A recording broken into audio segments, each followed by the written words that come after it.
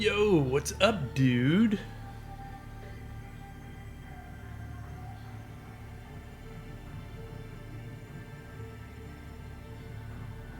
Wait, what do you mean? I had popped in at one point and saw some sensor bars, but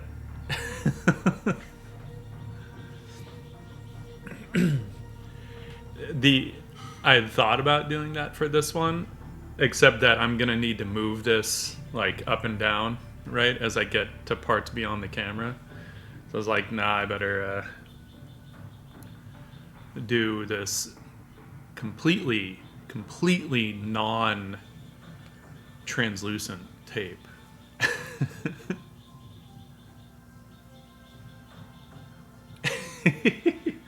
Yeah, but even seeing the final, it's okay. You didn't get into like details, right?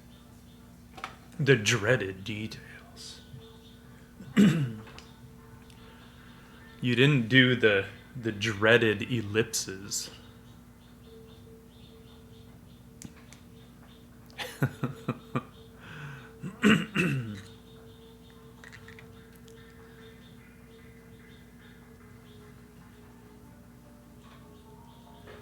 All right, hang on. I gotta move some of the shit. It's gonna get in my way. Whoa. There we go. There we go. No dropped frames. Don't do that. Bad. That's what watercolor does.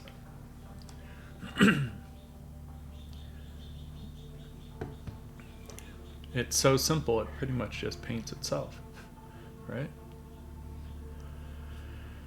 Oh, and it's always a good idea to get right into inking without doing any warm-ups beforehand, right? Let's do that. I can like feel it, my hands are stiff. God damn it. It's cool. Maybe we just start with simpler areas. How about that?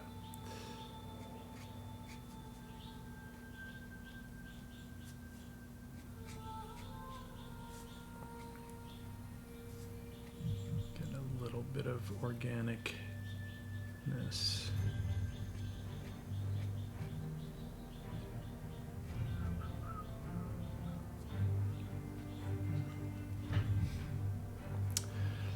Yeah, I'm not sure what I was thinking with that. I should have. I got sidetracked with things, I suppose.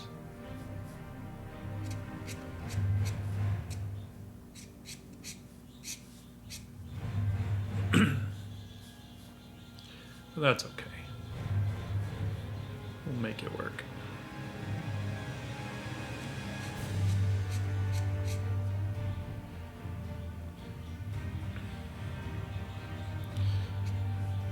Yeah, I was considering that actually just now.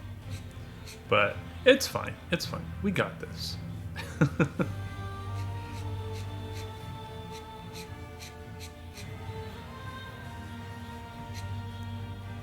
And yo, Haas, thanks for the follow. Thanks for the follow.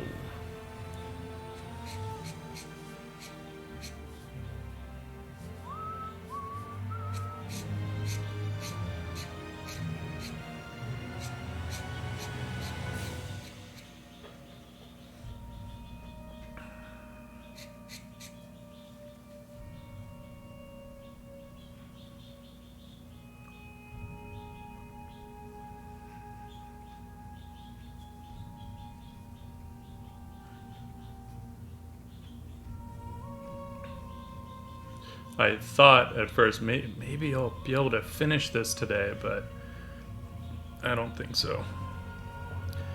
Because I think I want to add a little bit of watercolor, like very simple, probably just one tone. Because one thing I love on the small version,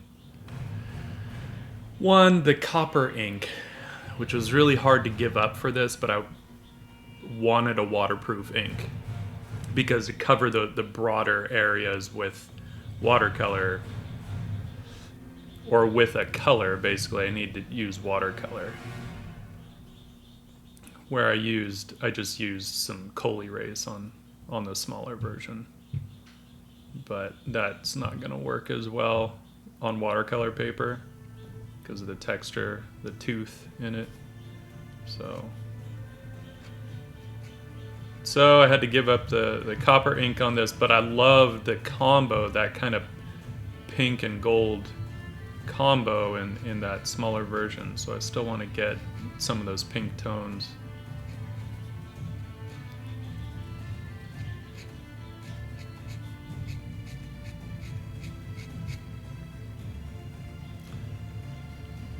Yo, Solo Switch.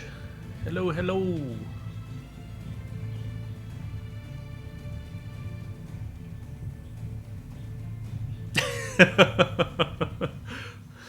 Yeah, that's why I use the and it occurs to me I'm like totally cropped off. I should probably adjust that camera, huh?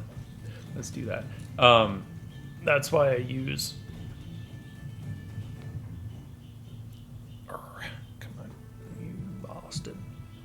the syringe to fill the regular cartridges, because the regular cartridges hold more ink than those converters do, and it bothers me how much space is taken up by the various contraptions of the converters depending on what kind you have. I'd rather have more ink.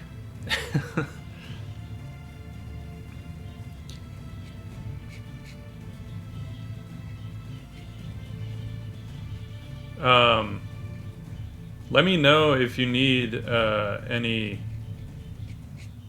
I have plenty of extra cartridges you could empty out, and I have somewhere, I believe I have some crafting syringes too if you need them. I could bring them tonight.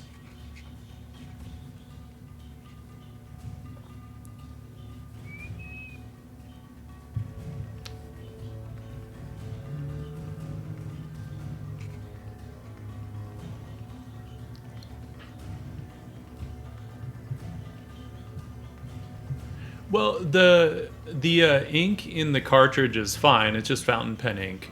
Usually what I do, though, is I'll just, pop the cartridge in to open it up, right? Pop it into the pen. And then I just take it out. And with a syringe, again, I just take the ink out of the cartridge, run it under the sink a bit to totally clean it out. And then, put my own ink in.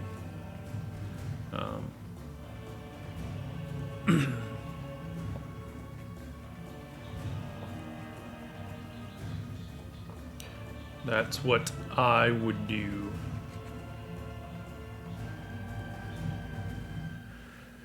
Alright.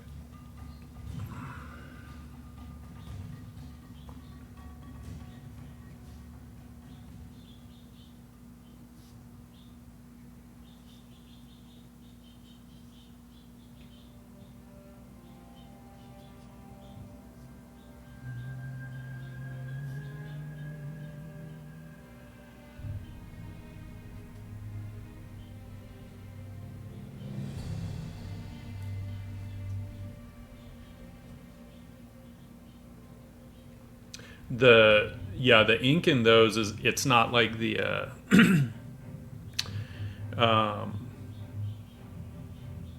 it's not like the ink in the brush pens, right, which like gums up, because the brush pen ink is very different than fountain pen ink. Fountain pen ink is just super water soluble, so you don't have to worry about that. It's not like the current ink I'm using, which is that carbon, right? The platinum carbon, which of course is waterproof when it dries. But even with that, I've never had an issue with it drying in the pen, knock on wood. Let's hope I never do, because I don't. I mean, there's ways. You just have to use like thinners and cleaners to do it, and it's a giant pain in the ass. But so I'd rather not, tempt fate in that regard.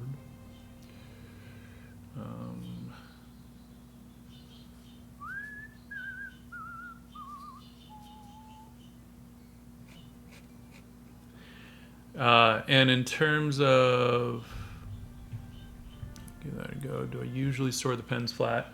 I guess they tend to be flat, though it's not a conscious thing on my part. It's because I usually just keep them in that etcher field case, and usually that's sitting flat somewhere. So, but it's not necessarily a conscious thing on my part to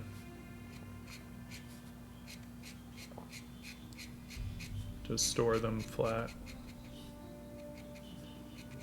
But so far, I've never had any one of my fountain pens dry up on me. So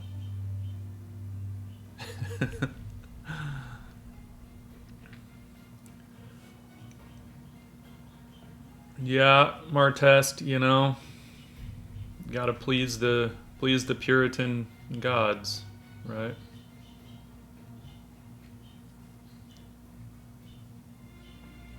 Although true Puritans would probably be very upset that I just made gods plural. Oh. Sorry, not sorry.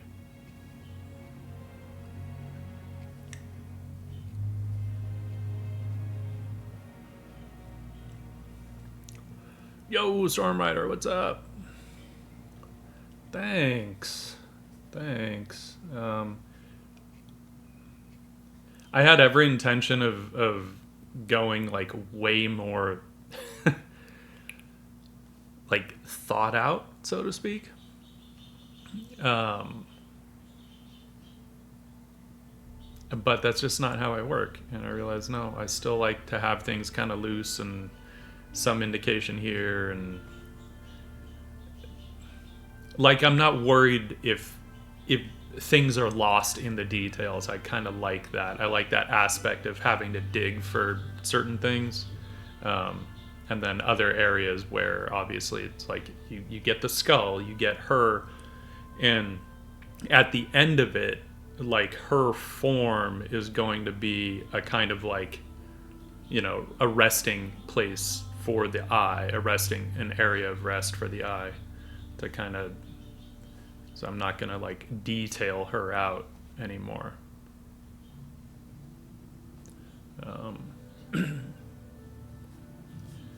So, yeah.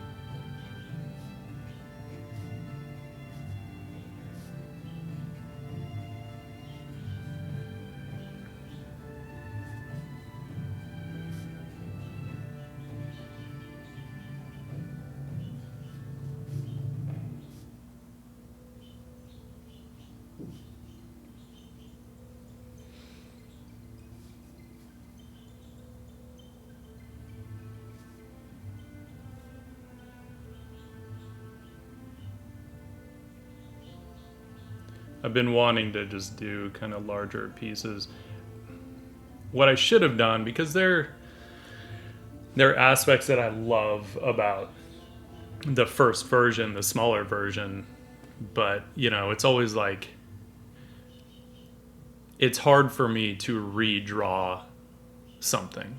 Like there's an immediacy in the first go around, but at the same time, I like the design of her pose more now. So there are also benefits. But Is there an inking pen you would recommend for tryout? I just want to know the feel. Last time I used an inking pen was in a figure class and it was wonky. I think it depends on the look that you want, honestly. I mean, there's any number of ways you could go with that. And, I have my preferences. I'm using my favorite one. But I can't really because this is my favorite pen. Well, strictly speaking, I know this is going to seem a little silly at first. Strictly speaking, this is my favorite inking pen. They are the same type, but with slightly different customizations on the nib, right? This one has, I believe, a medium heavy ink flow. And this one has, I believe, a medium ink flow. And I've found for most of what I do, I prefer the medium ink flow. And this one, I think, is ground just a little finer.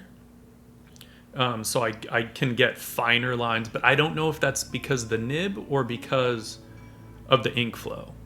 I'm not sure. But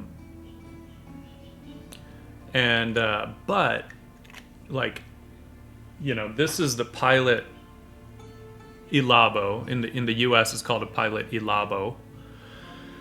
I think overseas they call it the Namiki. And I get these from nibs.com because they have the option for a Spencerian customization on it, where he takes a nib, whether it's a fine or extra fine. If it's a fine, it's going to get ground down to an extra fine. And as John Madashaw over at nibs.com, he grinds the nibs down so that they have more flex to them. Let's see if I have something I can, so I have my kind of my fine lines, and I can get a little finer if I flip that nib over. But then it also has, some flex to the nib where I can get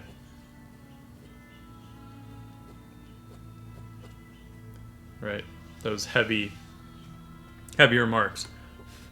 And that's not easy to find on a fountain pen. So as a result, these are not cheap. I think base price on these now, they've gone up a bit since I first got one. I want to say the base price on these is like $140. But with those rhodium nibs, they're going to last you your entire life as long as you don't fuck up the nib. So don't fuck up the nib. With the customization, you're looking at a $300 pen. Okay, so that's why if someone's asking for a recommendation to try out, I'm not going to say, oh, just give this one a go. It's $300. No. What I would recommend for inking, because just get a steel nib. Just get a dip pen, get a nib holder. I love, this is the Gouache 303. Has a ton of flex on it, as you can barely see there. Right?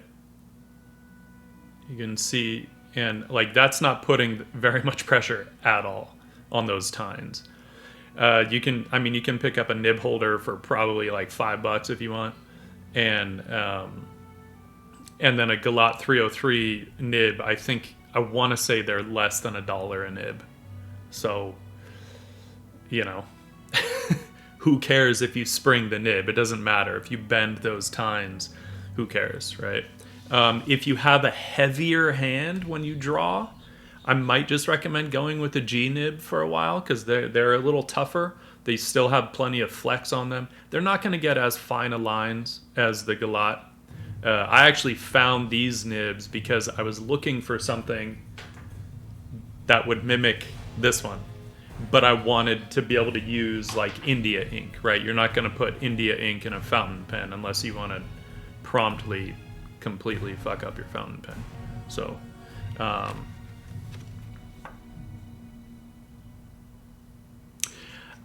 there are, but it depends on the nib. And oftentimes the nibs, like, one, it depends on how much you fuck it up. And two, oftentimes the nib never quite works the same, you know. And it's going to usually cost some money to send it to someone that knows how to do it properly. Not as much as a brand new one, obviously, but yeah. So honestly, if you're just trying to like try things out and you're trying to figure out a feel that works for you, I would just recommend a dip pen, you know. That would be my go-to recommendation. Go back in there. There we go.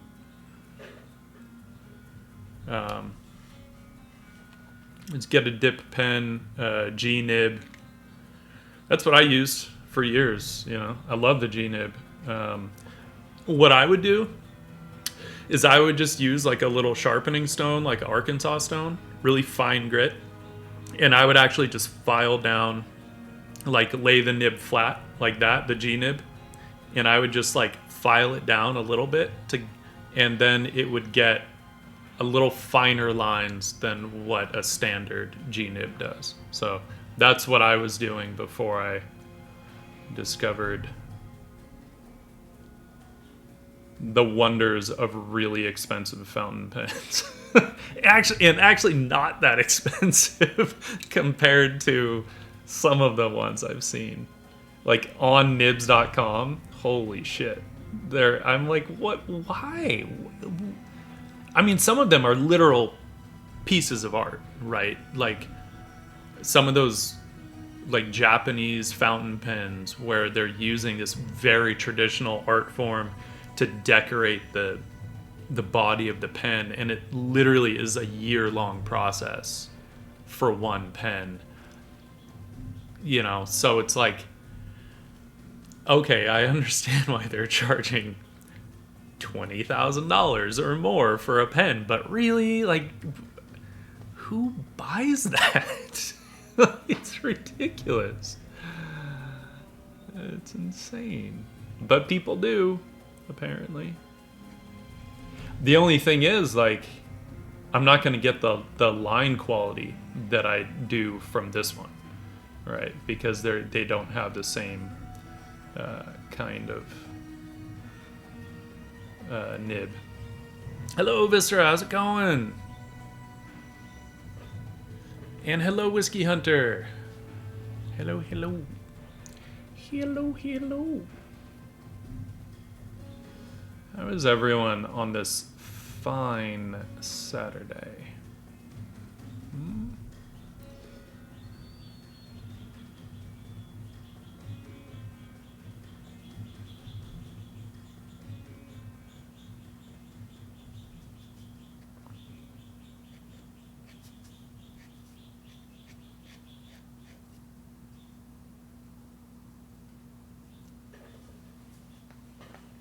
Nice.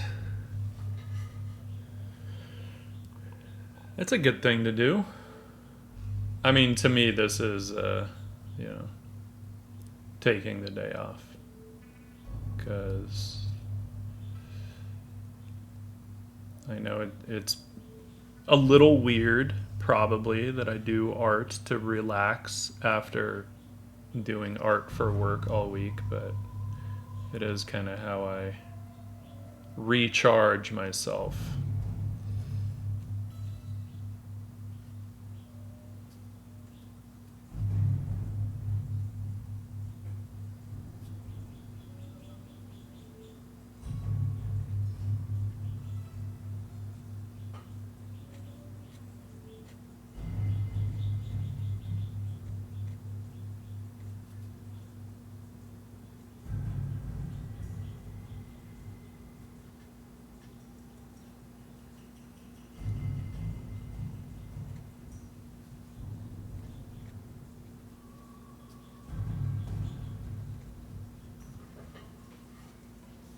Sariana, what's up?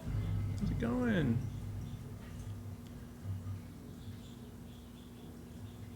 Yeah, that's fair. I'll be going over to Tiny Girlfriend's place for barbecue tonight.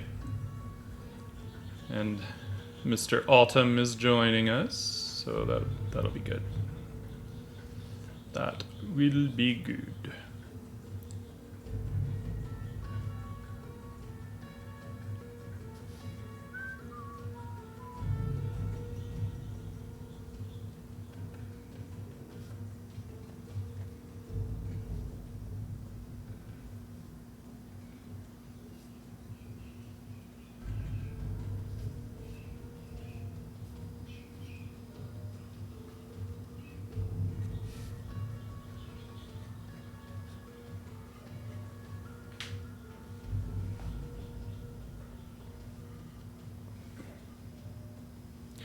Yeah, actually, she's prepping a tri-tip. Yeah, it's been marinating all night, so it'll actually be our first time, I think, barbecuing a tri-tip. Normally, we don't really do we really don't eat a lot of red meat at all. Um, so usually, if we're barbecuing, we're either doing like baby back ribs or like jerk chicken or who knows what else. I think we've done you know a full branzino before. We've done all kinds of stuff, but we don't really do. Yeah, I mean we don't even do. Um, uh, Sorry, got distracted. We don't even have red meat. I wouldn't even say we have it once a month. So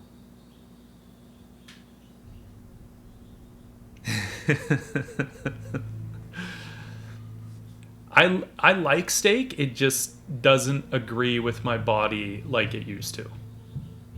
Um, I used to partake in it a lot more when I was in my 20s, and it does not sit in my stomach the same way anymore. So I'm like, all right, well, there are worse things in life than cutting down on the red meat, right? And I'm fine with that. I'm fine with that.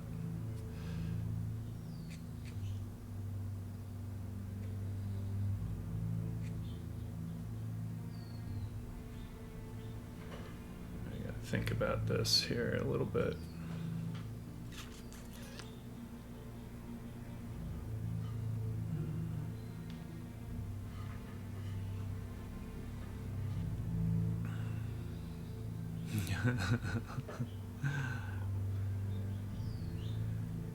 Hello, Lana the Great. How's it going?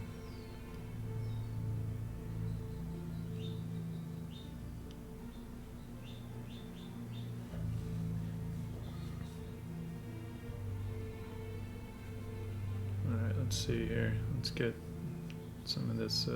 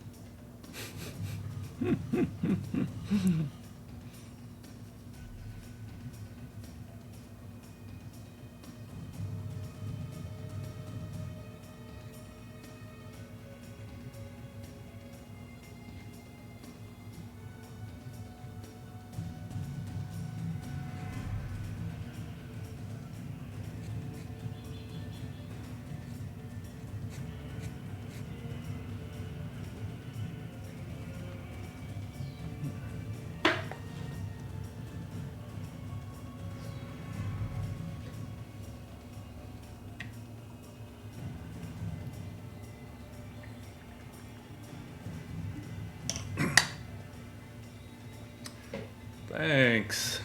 Armor's not quite done. There's going to be some designs in there.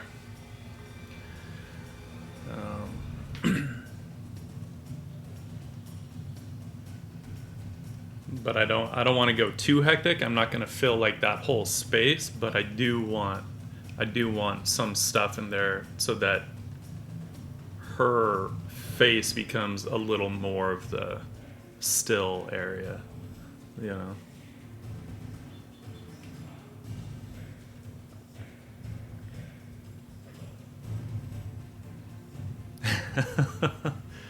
Yeah, I just like I can appreciate a good steak, but I think it's not my favorite anymore, you know?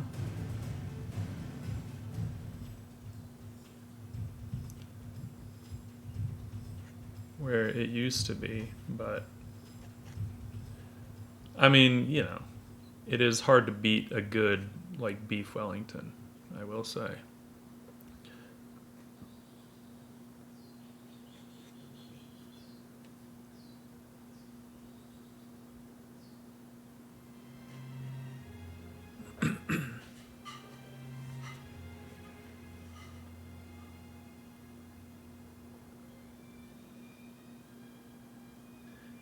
Um, Honestly, like if I go, it depends on where we go, of course. But I feel like a lot of the places that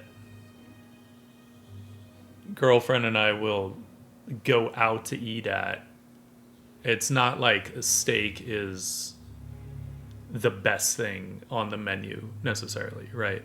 And usually, what we like to do is get several things because we just share all the food because we want to try like as many things on the menu as we can. So, you know, I mean, it depends. But even at Gus's barbecue over here, um, yeah, I mean, any of the beef stuff is probably, even though their beef brisket is very very good. I will say that. But again, not going to be my first choice. Their pulled pork is delicious. Their brick chicken is amazing. Their southern fried chicken is amazing. The ribs, you know, so like a steak would not be my first choice at like a barbecue joint, you know. Um, but it is still tasty.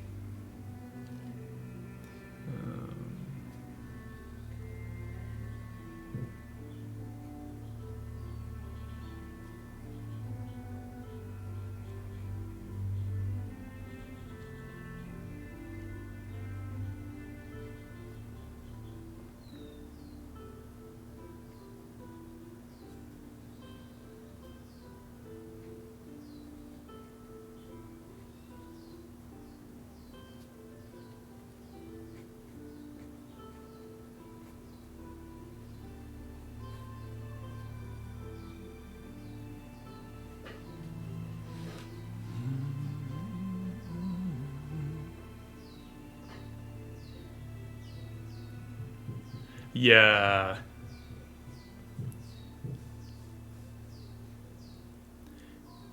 Sariana, had you gotten the combo? Is that what you did? Like the combo plate?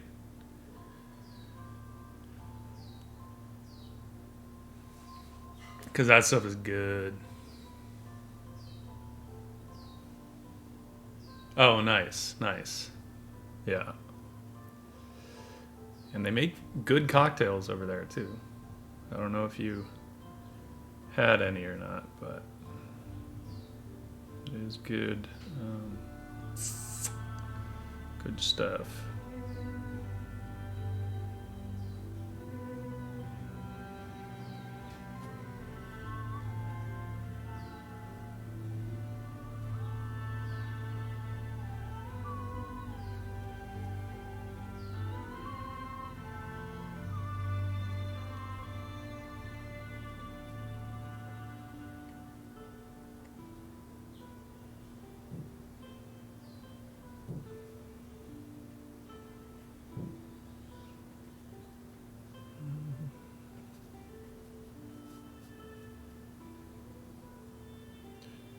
No, we'll keep that as it is.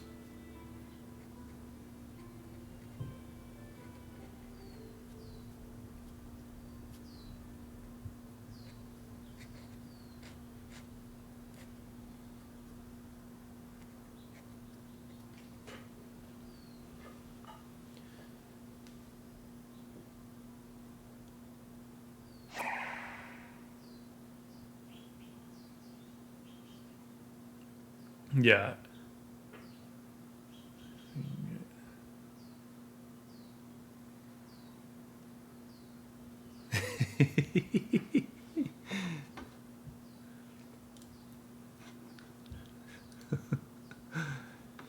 Hey, Peaky, thanks for the follow and welcome, welcome, welcome.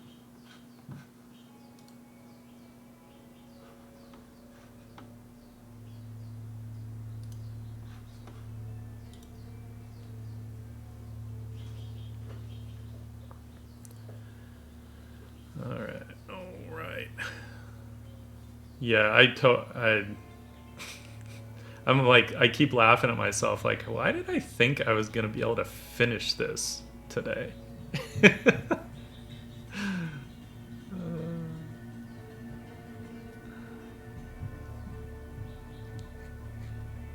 Delusions of grandeur. That's why. That's why.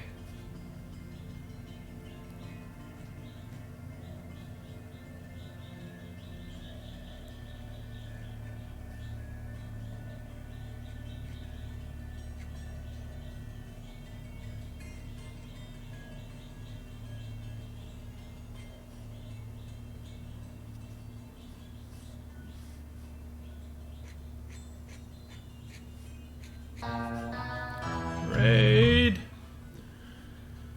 Peaky is raiding. Yo. Welcome, raiders. Welcome, welcome.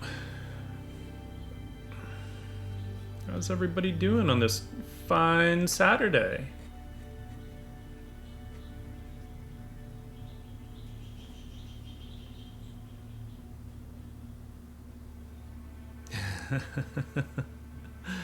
Peaky raid, Peaky raid.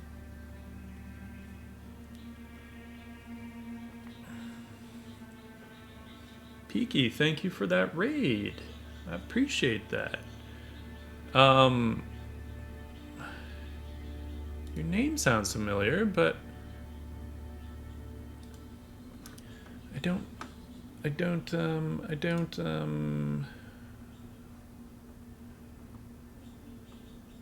apparently I don't follow you. Why not? Your stuff looks super dope. Well, following you now. Following you now. Raiders, welcome. If you don't know me, my name is Daniel Landerman. I work full-time as a sketch artist, an illustrator, and advertising, doing entertainment advertising, key art stuff, so movie posters and TV posters and game covers and all that fun advertising stuff. Outside of work, I do whatever my little heart desires. Today it's inks. Um, yeah, just working on this bigger piece, a bigger version and slightly different version. Hang on, let me get some censor tape for the littler version. Censor tape. We don't have to censor her gold pasties though, because, gold pasties. So I'd done this and really wanted to do a larger version.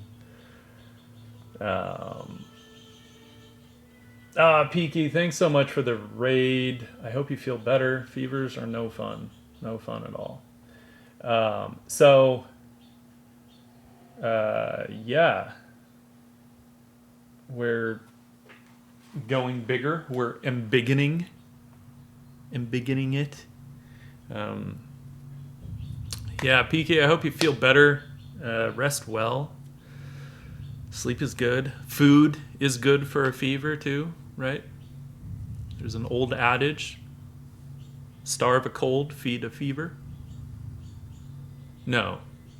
Fast. Sorry, other way. Feed a cold, starve a fever.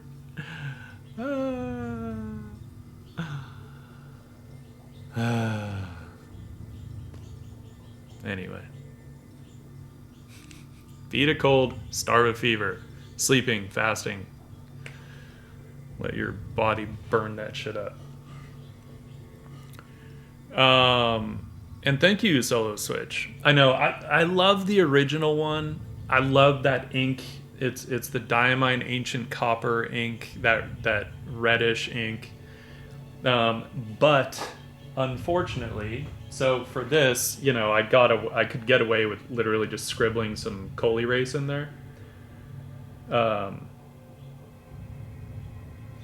And I'm pretty sure originally that coal erase was purple, but when you mix coal erase with spray fixative, workable fixative, it instantly turns it like hot pink. It's crazy. At least the purple one. I don't know what it would do to like a rose or a blue, but it just saturates the shit out of it. But I loved how it looked. But I can't really do that pencil on watercolor paper. There's too much tooth, right? And it just wouldn't work. So I wanted to be able to actually put some watercolor on, which means I need waterproof ink. And that ink, that red ink, is so not waterproof. It is like as unwaterproof as you can get. So I seriously sat there staring at this pencil drawing yesterday for about an hour, debating if I wanted to switch over to black ink, and it was a very hard decision. But I figure we'll bring some of those pinks back in with watercolor. So I think it'll still have a nice vibe to it, and then I'm actually gonna do some moon gold leaf on the moon, and then some other areas that I still need to plan out exactly how I'll do that. I'm not sure. Meaning design wise, I'm not sure. I know how I'll do it, I just don't know what kind of design I'm gonna want. So we'll find out. Who knows? Mimi Meowrar, hello.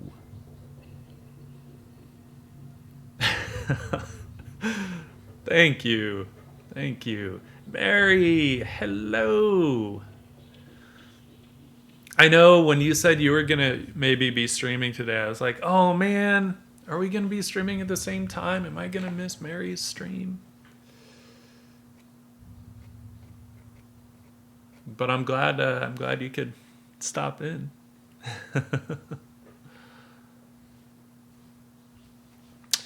Stormrider, the gold leaf, it's actually pretty simple. You just have to be you just don't want to rush it. Okay, you're gonna stream tomorrow. Well, hopefully I can catch what time tomorrow, unless you're not planning that hard. Because there are times that I'm like, maybe I'll stream, and if so, I'm just gonna see what I feel like. Of course, I usually end up not streaming because I get caught up in stuff that I just don't want the distraction from. So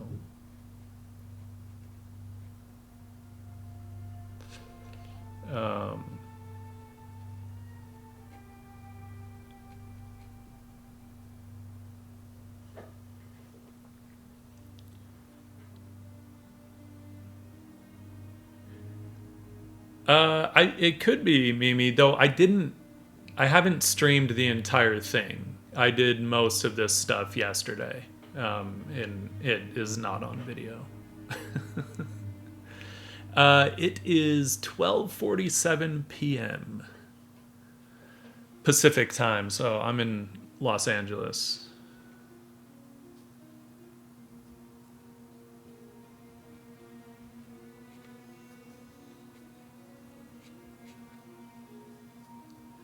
All right. What was I gonna? Oh yeah, I wanted to finish out this stuff. This stuff.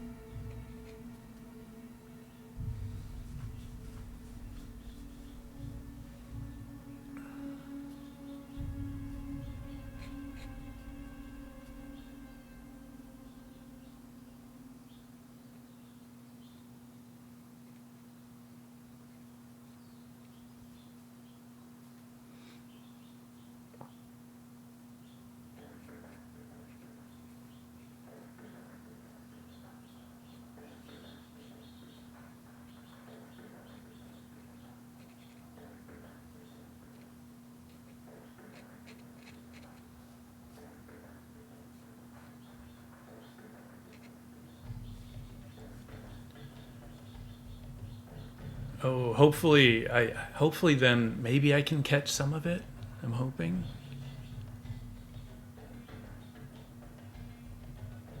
Hey, Aurelia, how's it going?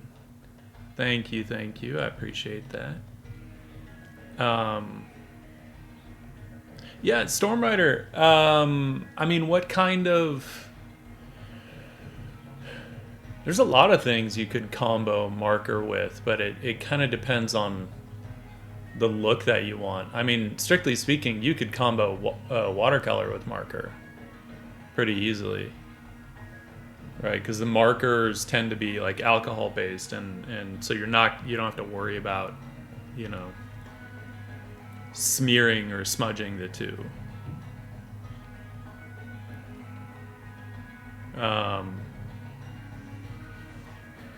I mean, you know, depending on how you use marker, it can be a pretty complete medium, though. Who's that guy? Let me look real quick. La Rosa, I think. Louis, is it?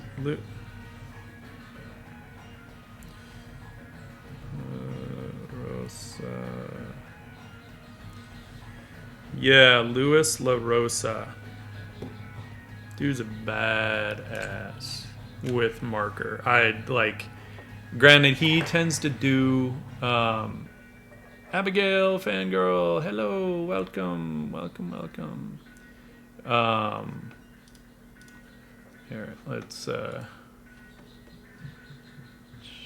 he tends to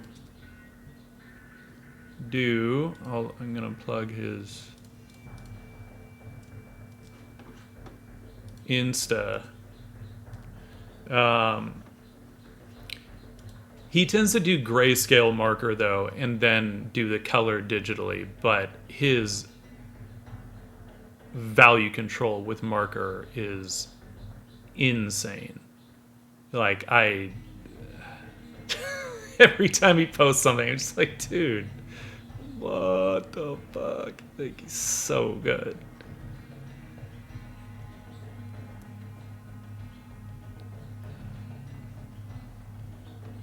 Yeah, he's a badass.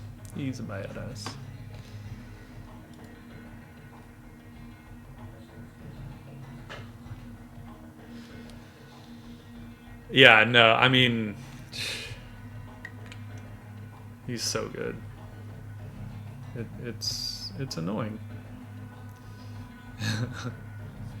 But it's cool because like you just don't see people using marker in that way, and I think it's always fun when you see someone um, using a medium that a lot of people use, and yet they're using it in a little different way than everybody else, and I always enjoy that. Um,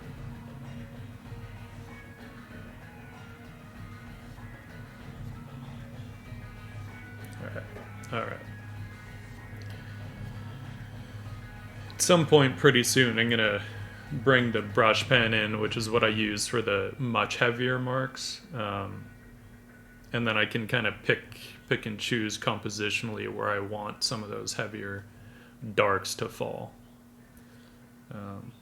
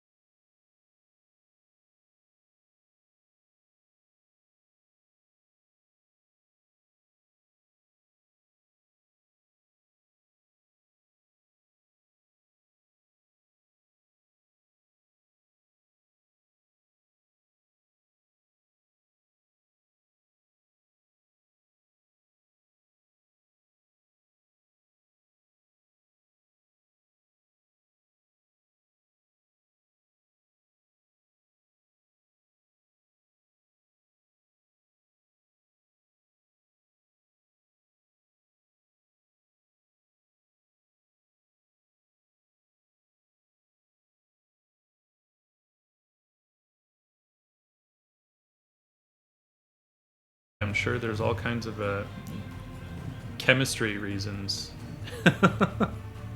that I don't know about. But yo, thanks for the host, Storm Rider. And you have a nice nap, my friend.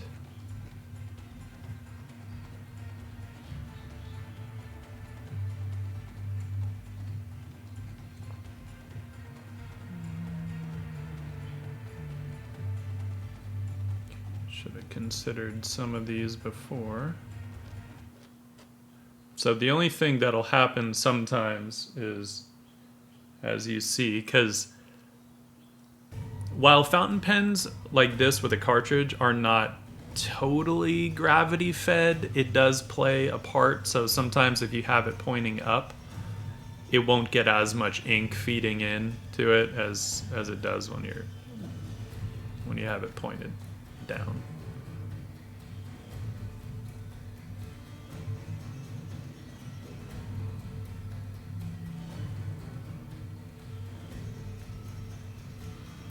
Aw, lame. I'm sorry, Joey.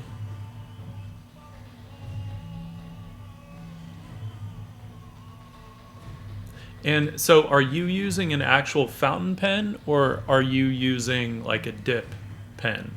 What,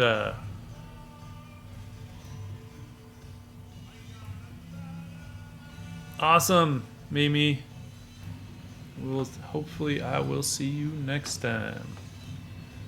Next time. Whoops. Let's get back to my chat. Because, the ink will have a tendency to dry on the nibs, on the dip pens, but it also depends on the type of ink you're using.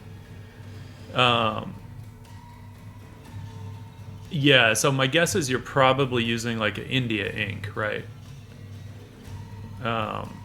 And India ink tends to be a bit thicker. There are a couple ways you can sort of curtail some of that. I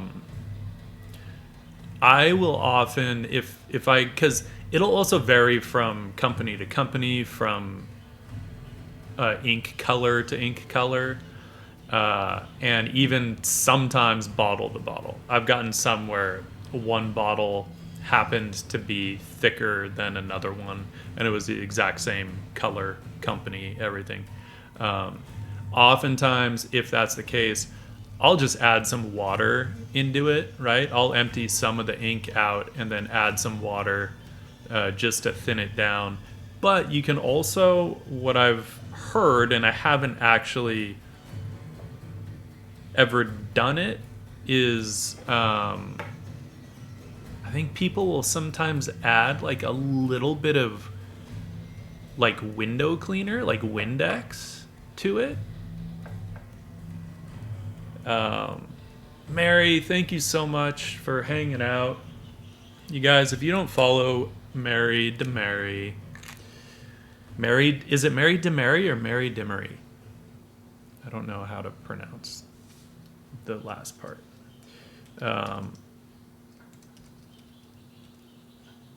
If y'all don't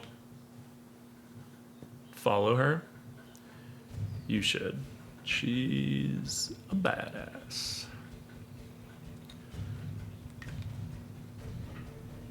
We have a lot of great artists in here and fellow streamers.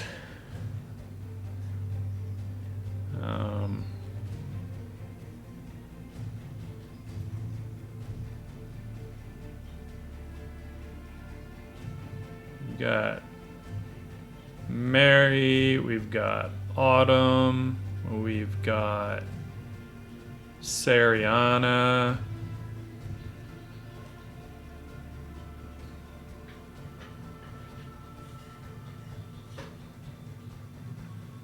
Who else in here streams?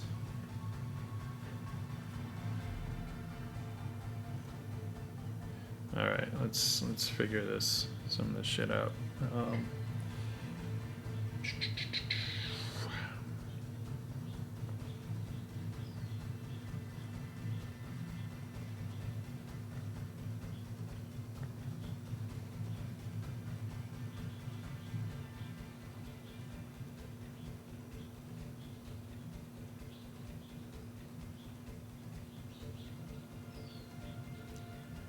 Nice. Nice. Yeah, that's like when I, hang out on the music streams. I'm like, I'm not a musician, but I love music and I love listening to live music, even though it's pseudo live, right? They're doing it live, but obviously, like, I'm not seeing it in person, but I still like the rawness and the immediacy of it.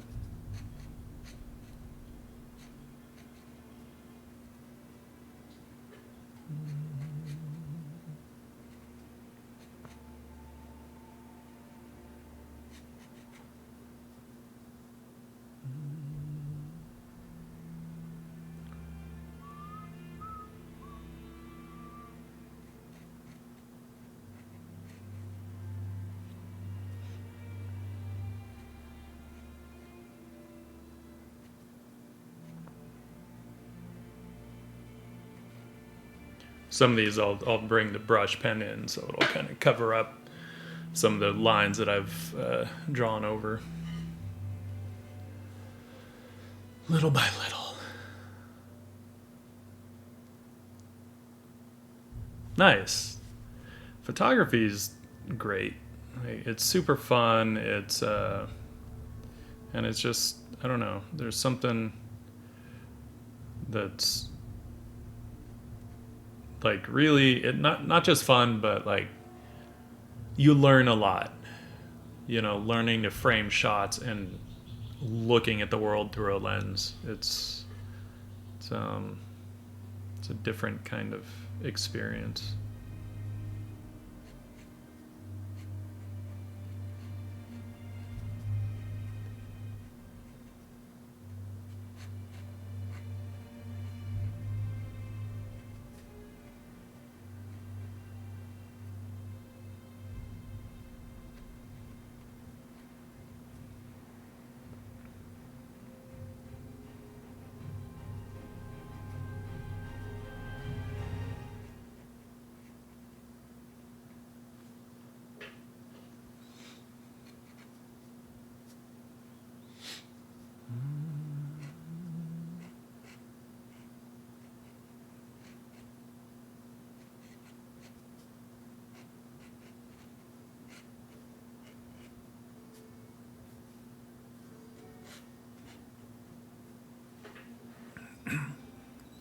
Also, watch with your ears. Speaking of, like, you can use this with a dip pen as well. This is the platinum carbon ink. It's so it is thinner than India ink, and on paper, on certain surfaces, it is waterproof when it dries. So on paper, it's waterproof. It's not like India ink though, where you could apply it to just about any surface and have it be waterproof. But on paper, it absolutely is. So if you want something that is a little thinner than India ink, actually significantly thinner than India ink, I would recommend at least trying this one out. And it's a great substitute, in my opinion.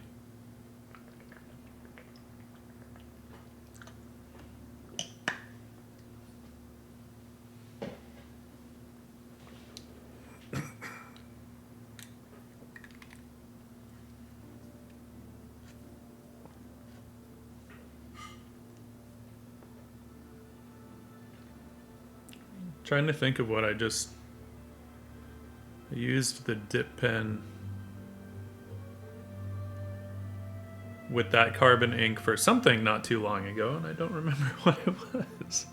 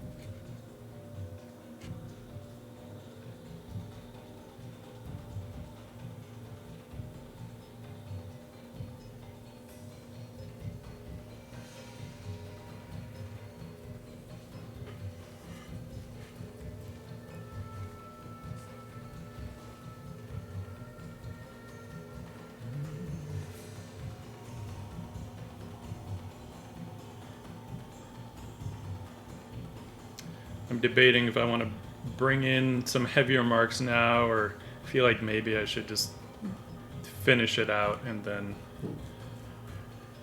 figure out where those will go. I've been kind of like going back and forth with it, as you can see. Like, obviously I brought in some heavier stuff, in these areas, but I kind of feel like I might wait now and see about finishing out all this craziness here.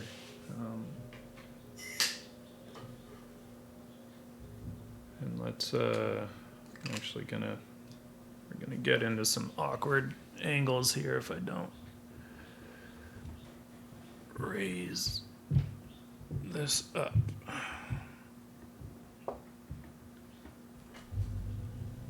Make sure we're still in focus here. There we go.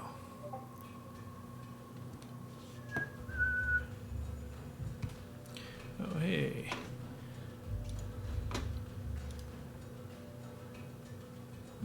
Meow. Hello.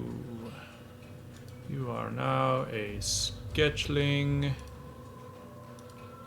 and are free to move about the terminal.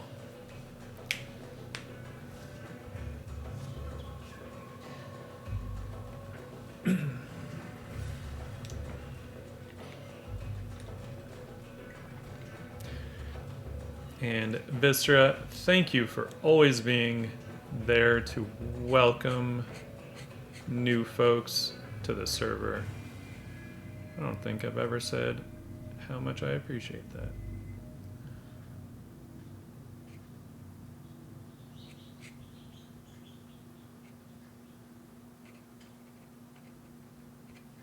I feel like you must be like the world's best multitasker, because I don't know how you're able to do that all the time and also get stuff done.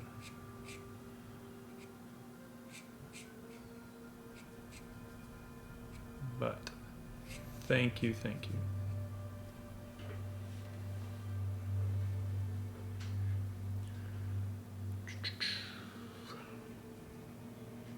I want a hint of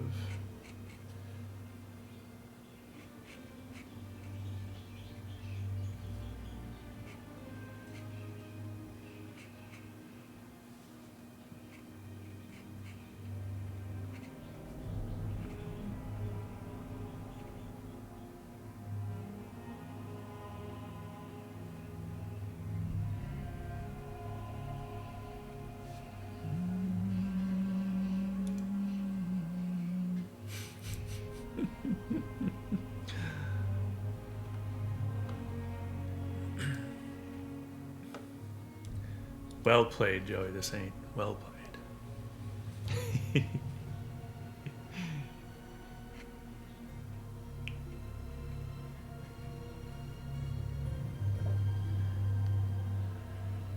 Oh, let's see here.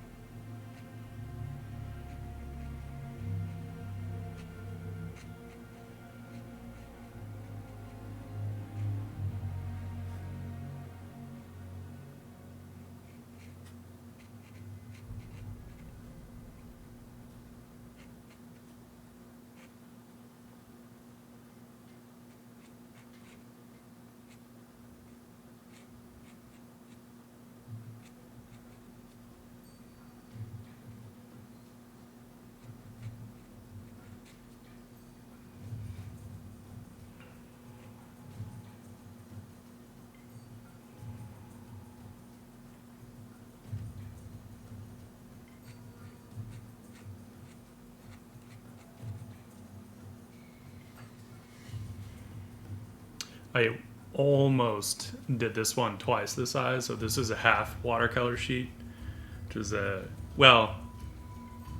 technically just a fraction over half. It's 16 by 22 inches. The full sheet is 22 by 30. So I actually have a full sheet just over there on a panel, taped to a panel. But I was like, no, it seems a little giant. I'm gonna do a half sheet. I'm very glad I did a half sheet because that would have been a little too hectic. I still want to do something on the large. I have all these, like, all this beautiful watercolor paper. This is 300 GSM hot press watercolor paper, Saunders Waterford. I absolutely love their hot press paper. Sorry, I just saw. I forgot his thumb. Let's see how we want that to go.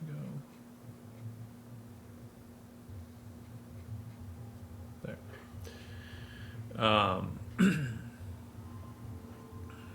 Yeah, the Saunders Waterford it's made by St. Cuthbert's Mill, and it's fantastic watercolor paper.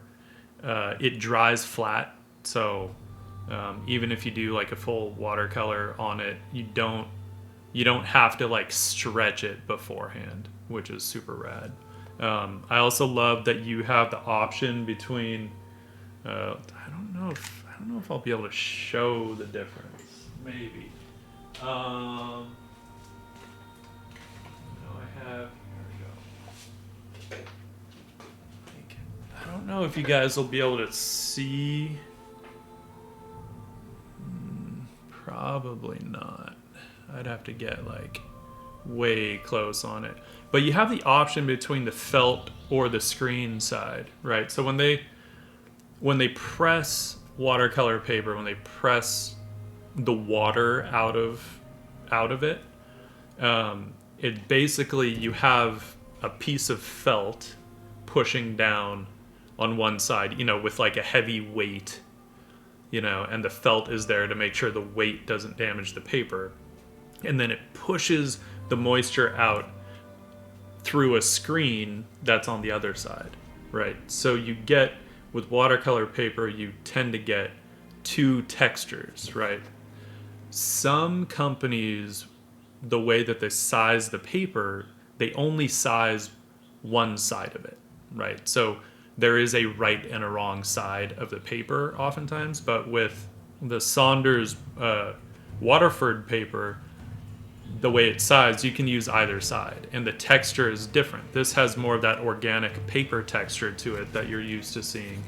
And then this has a very slight, you can see the impression of the screen a little bit, and it's almost like a very fine, subtle linen texture is kind of how it comes across. So I love being able to choose. I'm currently working on the felt side here. But oftentimes I like the screen side because of that almost linen type of texture that it has. Subtle, not as hardcore as linen texture, but good stuff. Good stuff.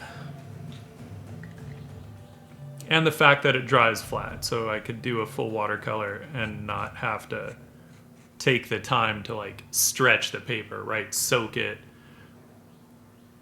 tape it down, let it dry, all that. Like, I don't have to do all that stuff. Which, I don't know.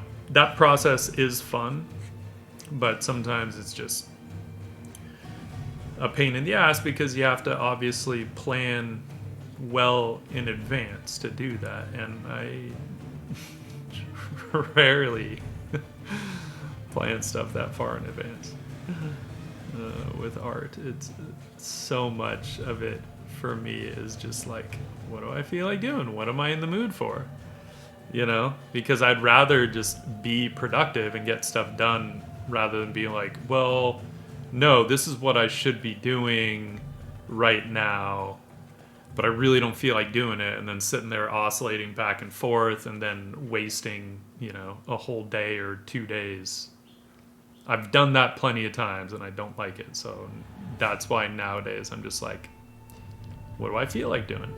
Cool. Then I'm going to do that. Of course, sometimes it makes it difficult to finish some things. I have many things unfinished, but they'll get there eventually, I think. I hope.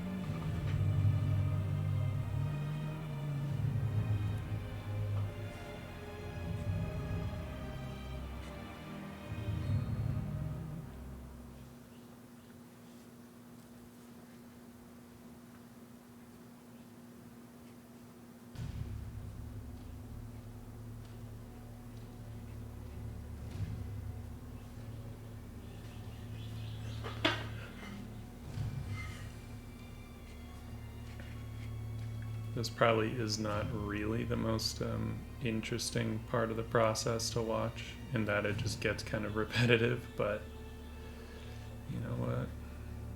That's part of it sometimes.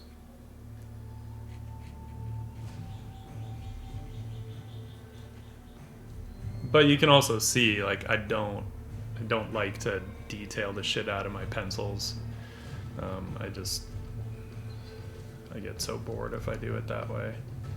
Props to the people that can, but it doesn't work for me.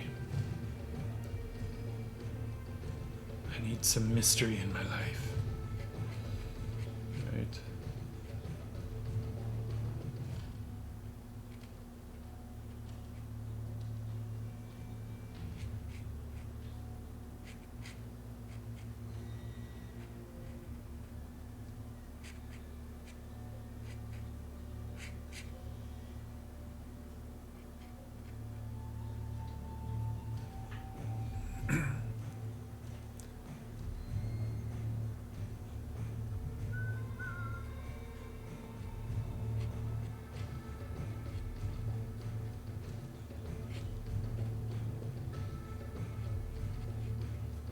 This part is so much just about the composition, which is why I'm going kind of slow, because I'm debating like what kind of shape. You know, I have it kind of going out here, but I feel like I might want a little more of a swoop to it. So I'm just sort of debating what'll give me that shape, you know, in a way that doesn't feel like too contrived. You know, I do like these sort of, in my mind, these are like baby's breath or something like that. These flowers.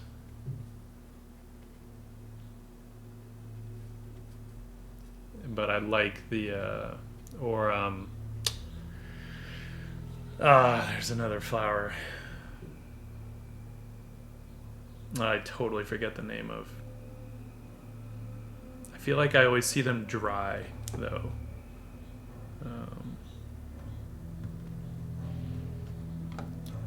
And I don't remember what they're called. Oh well. Oh well.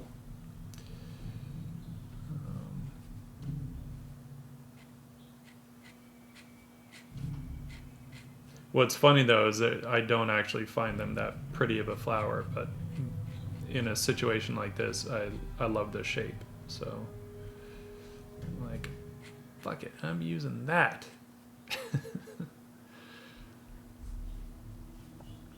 And then let's also get some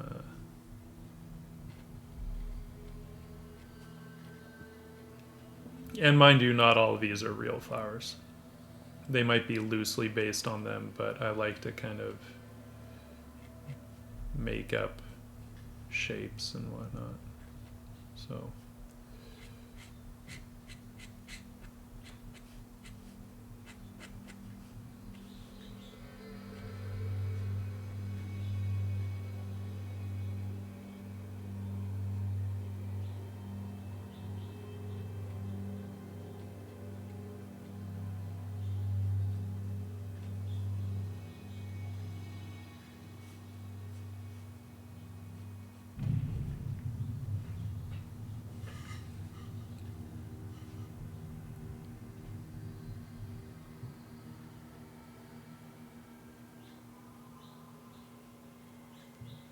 I do love Queen Anne's lace, though that's not the one I was thinking of. But I do love. It's a beautiful flower for sure. And it's funny. I was thinking about that as I was talking about these, but it doesn't quite have. It has a little different shape to it, which you know, as it popped into my head, I was like, oh, I should have incorporated that a bit more because it does have a very nice, almost designed look to it, right? A very kind of like a Ivan the Earl type of type of shape design, which is really fun.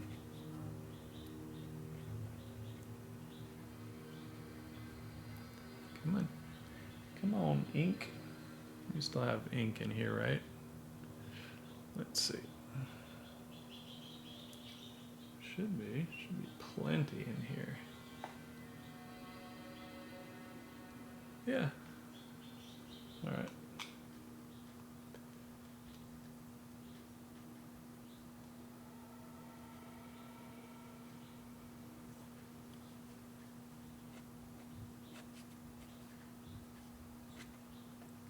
I had put on Frozen 2 yesterday, and one of my favorite things in there is the fact that they kind of leaned into the Ivan Earl style Sleeping Beauty kind of shape language for the forest. I thought that was so cool, and I love that they did it.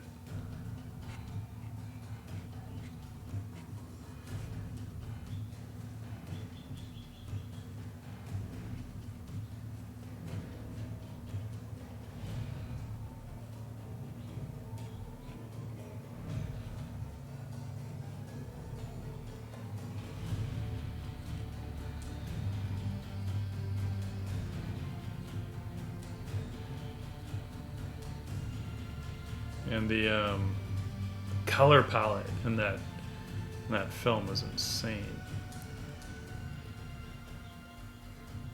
I mean, I'm a big fan of magenta, and I love that they went cooler with those like reds and oranges instead of like doing hot, red, orange, yellow. They pushed it all cooler. Now you can't really push orange cooler, but the stuff that red is orange was probably closer to a red, right? Because that's what happens. You cool off orange and you're gonna go to red. Um,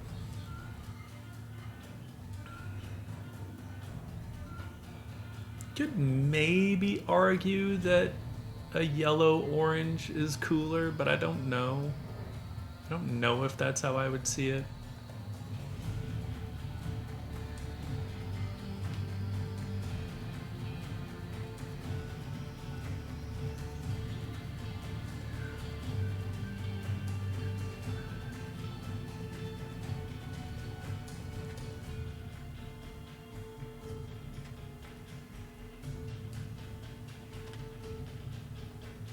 Come on, pen.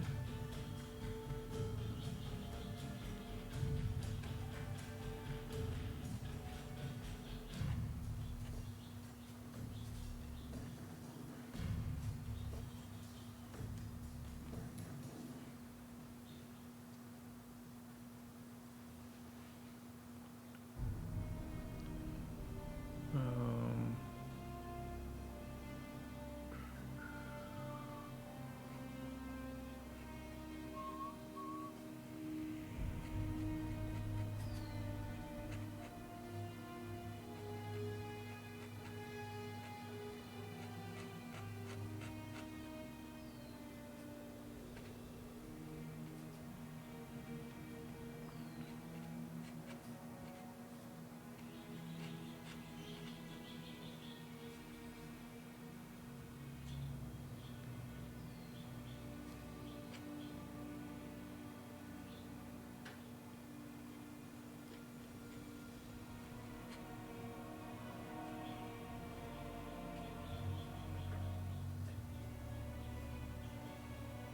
Kind of seeing what shapes I was playing with.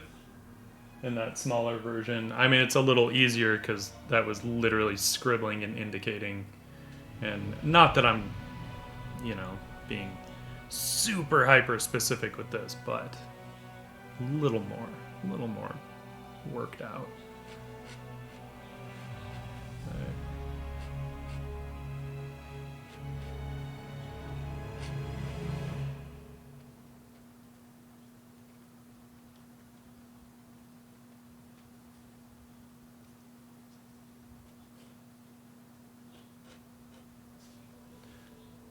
Now the pen is starting to not love being upside down.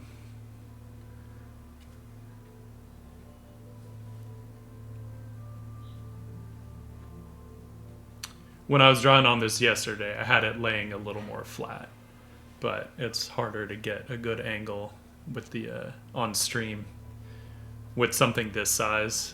So I'd have to get the camera like way up above it, and that's a little tougher than just backing the camera up. So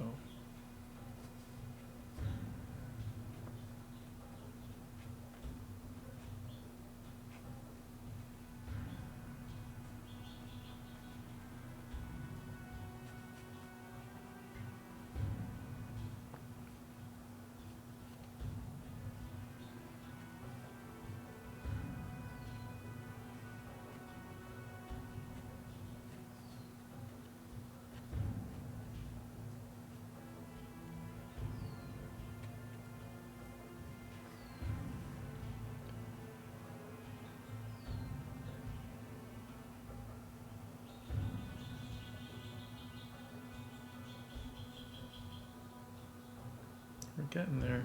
We are getting there.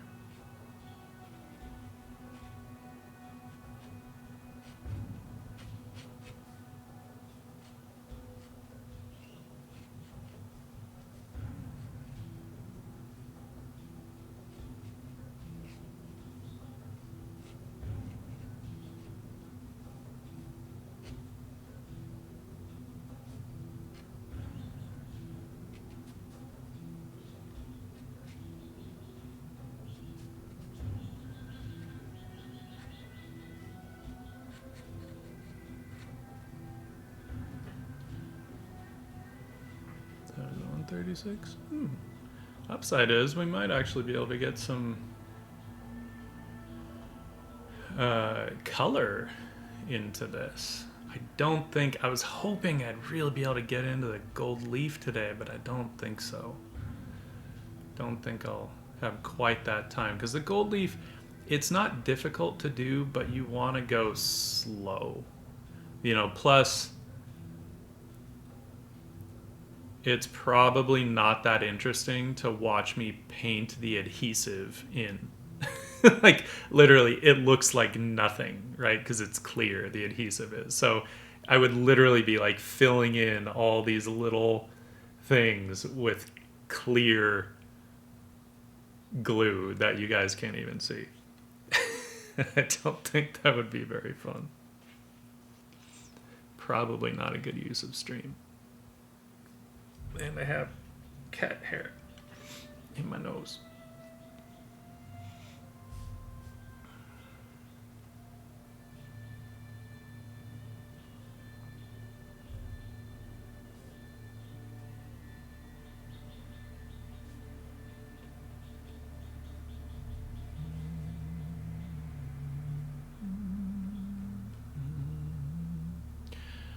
Burger, what's up?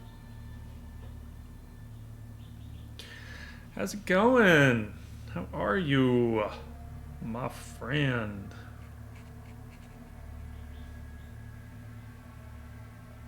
I have to, like, if I had, right, the original or the small version at least has gold pasties, so I can get away with that, but I don't have that on this yet. So, because I have the dreaded ellipses underneath there, and if someone popped in and they didn't know what they were seeing, they'd be like, whoa. Whoa. Nice. Nice. I mean, not nice with the errands, because that's not very fun. But, you know, good on you for... You're very good about fitness. So, props. I go in and out with it. There are times that I'm really into it, and other times I'm like, no, I'm gonna draw. Come on, pen.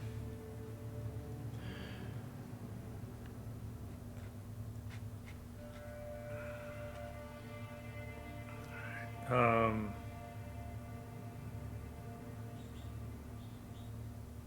have these some vines and stuff hanging down, but I think I want to actually do those with the brush pen for the specific mark making, so we're not gonna hit that just yet. Yeah, no, totally. I mean, that's where, at least I have my rower, right? Because I feel like the rowing machine is a really great way to counteract the sitting still all day, because it's just such a pretty full body workout.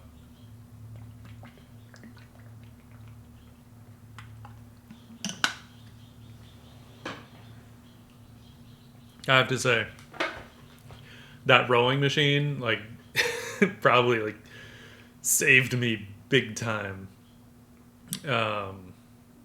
during this pandemic. I don't know what I would have done without that.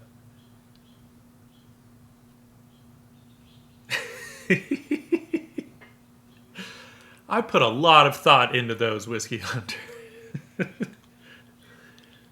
I sat there for a solid minute debating blue tape or white tape.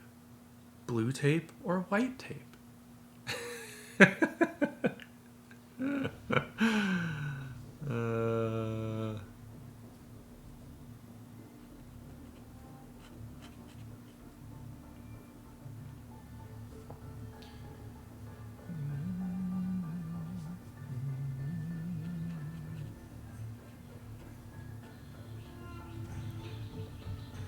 But yeah, for me, between the rowing machine and jumping jacks and push-ups, yeah.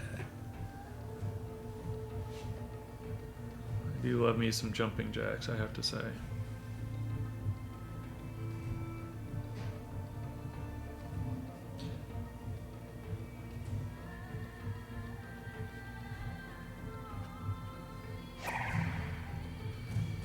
Yo! Known Jester twice. Welcome. Thanks for the follow.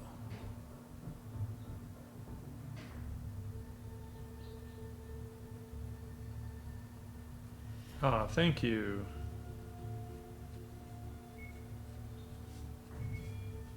Yeah, this stuff has been a lot of fun, I have to say. This piece. I do want to do something larger. I don't know if it'll be this kind of a theme or if it'll be more narrative, illustrative. Thank you for that. Stretch. Don't mind if I do. Might as well stand up for that shit, huh? Oh, man.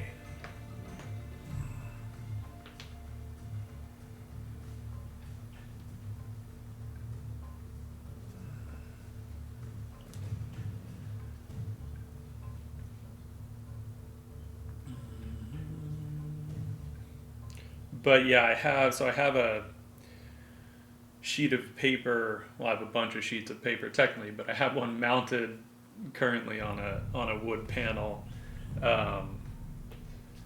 and it's twice this size. So this is 16 by 22 inch, and the full size is 22 by 30 inches. Oh. Touch those toes. But yeah. So we'll see. We'll see.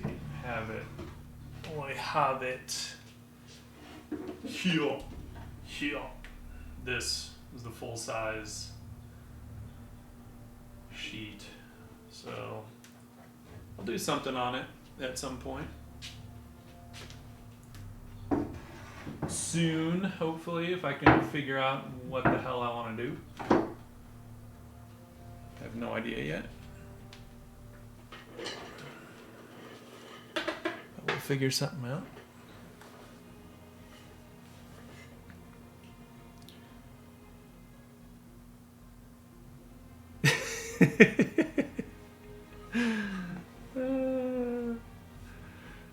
Whiskey Hunter. No, that's why I ended up getting a rowing machine. Because I was like, you know, it was early in the pandemic and they're like, don't go outside and blah, blah, blah. Plus, you know, we had these crazy fires down here last year. And so you didn't want to go outside. Like, it was smoky. You walked outside, it just smelled like a giant barbecue. And, like, you couldn't even see all the way down the street. It was just so, yeah.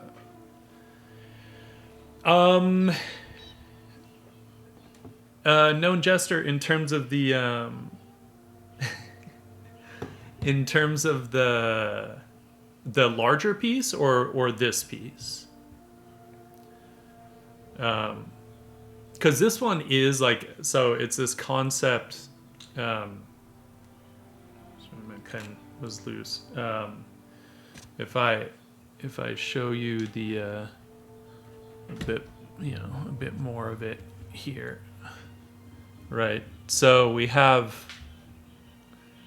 this guy, and you know, with this one, it's this idea of a guardian demon, in a sense, and that being, I'm just seeing how high I want to bring this up. Maybe we'll do it so we can actually finish out this stuff. And the idea with the guardian demon being like facing your inner demons, right? And once you face them, using that self-knowledge as your kind of armor and defense against the big wide world out there. And rather than the idea of a guardian angel, which is more of like external guardianship, external protection, this is like more of an internal self-strength kind of a thing. So I don't know because I have other pieces where I'm exploring this theme. So I don't know if I want to do something like this on the larger one, or if I want to go more narrative.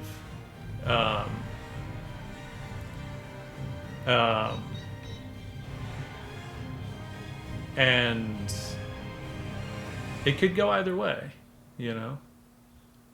But Whiskey Hunter, it wouldn't take months to complete. It would all depend on what I decide to do, you know, because working on a larger piece, it doesn't always mean, oh, I'm going to work the same size and just put more detail, right? Like, I may end up, oftentimes, if I do a larger piece like that, I take the opportunity to do larger figures, you know? So sometimes it might be the same type of composition that I would do on a smaller sheet.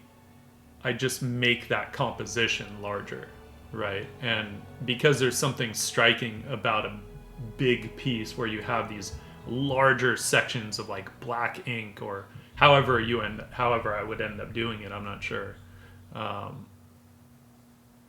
So it doesn't necessarily, I mean, like, you know, this one I started yesterday, so you know, it definitely wouldn't take months to do something twice the size, you know.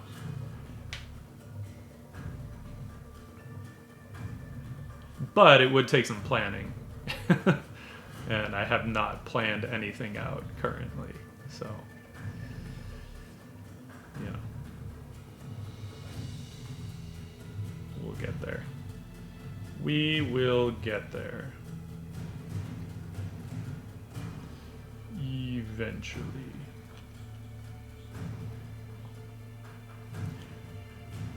I sometimes feel like, for me, it is that planning phase that can sometimes take longer. But once I know what I'm going for, I can complete it fairly quickly. You know?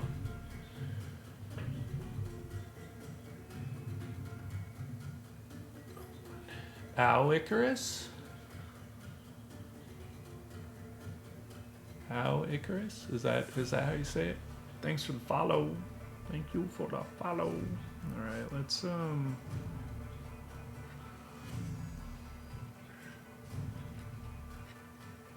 get those vines and stuff. But I need to, well, let's okay, really quick. Let's might as well finish this out.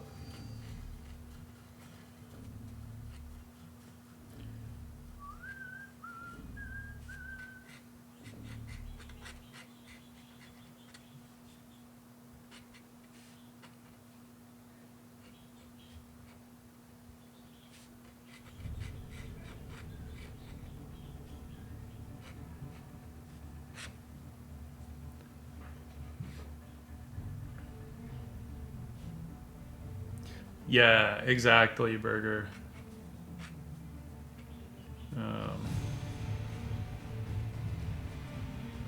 And I do love doing those thumbnails. It was fun. I actually had recently, like, I found a old thumbnail I had done. I was like, oh, I forgot that I was gonna do this one piece, like, I don't know how long ago. I think it was from a couple years back, but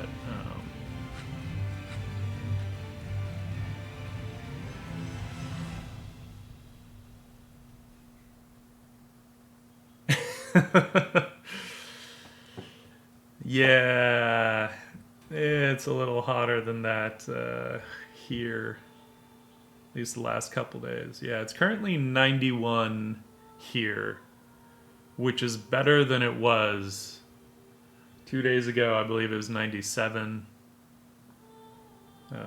But luckily now it's dropping. It's supposed to drop down into the 80s for the next week or so. I know, I love the thumbs. It's hard sometimes for me to then be like, okay, now let's do the finished piece, because sometimes I'm like, but I love how this thumb is. Can I just magically, like, blow this up giant and have the exact same mark making, just 5 times the size?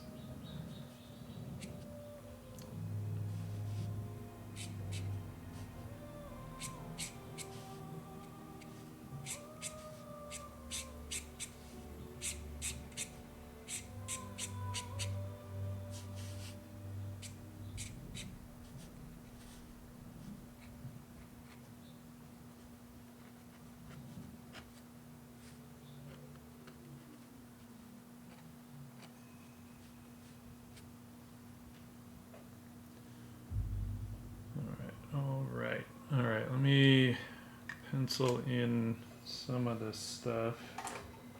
Mostly I just need to see a little more clearly where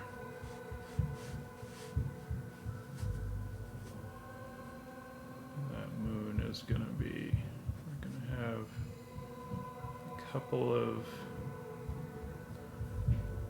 vines hanging there, and then I think a bit of foliage from, like, kind of behind it. I think. So far, I don't have stuff coming out from the other side of the moon, and because that changes it a lot, it becomes a very dimensional thing. and a very physical thing that they're sitting on. As soon as I have stuff in front and behind it. So I'm hesitant. I almost feel like I don't want to do that. Because it starts to... I feel like it starts to take away some of the conceptual aspect of it as soon as I do that. I'm just going to get rid of some of this pencil here because we don't need it.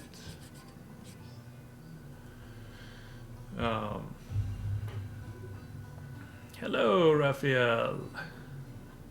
How's it going? How are you on this fine Saturday? Yeah, I kind of feel like I don't want that. It seemed like a good idea at first, but now I just feel like it just seems too clever, and I don't like to get overly clever. It's just not a good look. But I feel like I will need a little something more than...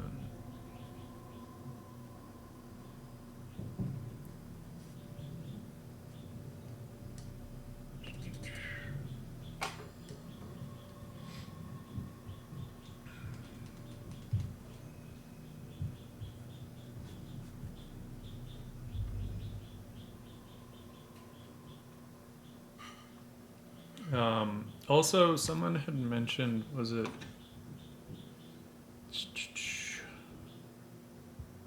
Viscera, you had mentioned wanting to see some of the leafing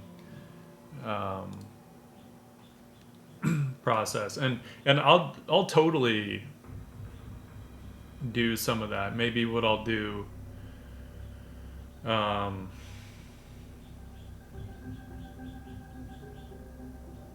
it'll depend on timing. It may not happen on this piece, possibly, like just because of the timing. I may end up finishing this out off stream, but because what I could do is before a stream cover most of the parts that need adhesive and then leave some of it, right, to just finish out some of the adhesive on stream, because it only takes about 15 minutes or so for it to dry enough to put the leaf on. So that's not a big issue, and I could like just finish out a little bit with adhesive while the other stuff is like drying or already dry enough, and then I'd put the leaf on, and then this stuff would be dry enough, you know, by the time I got to it. Something like that. This one is gonna take some plotting because it's not just the moon, right? I have like these little jewel details and stuff that I also want the leaf on. Some of these areas, like on her, you know, wristbands and stuff, and her necklace. And now that I'm on a bigger piece, I can get some little spots, you know, that have detail. So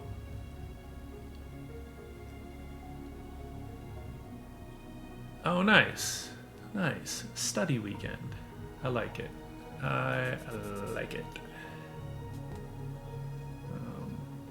right. Let's break out the brush pen for this part, and then we'll get into some of the other areas with it as well.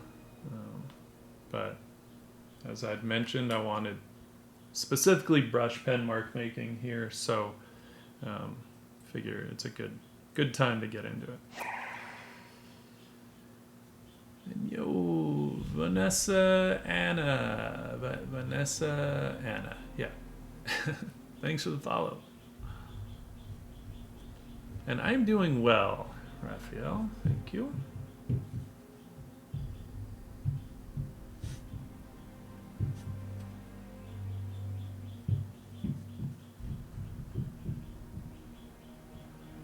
So we'll get in like some of these leaves here, right? We'll also be getting into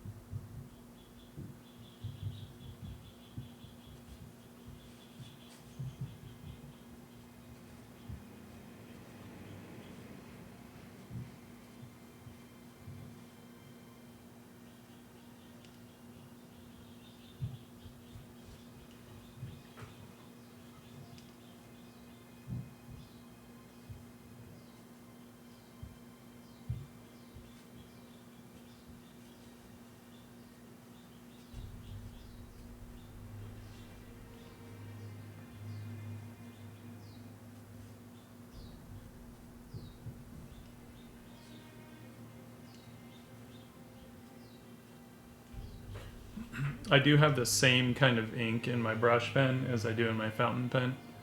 I use a crafting syringe to fill the cartridges with my own ink.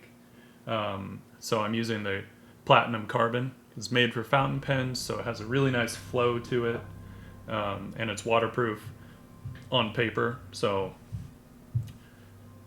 added bonus, since I do want to add a little bit of watercolor to this, just for some kind of like almost flat colors and subtle color shifts and whatnot. So, all right, let's. I'm gonna lower this down a little more so I can kind of start working up higher a bit.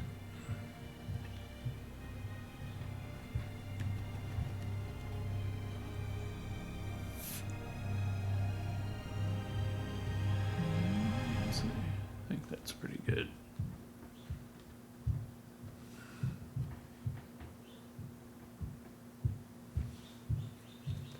Let's just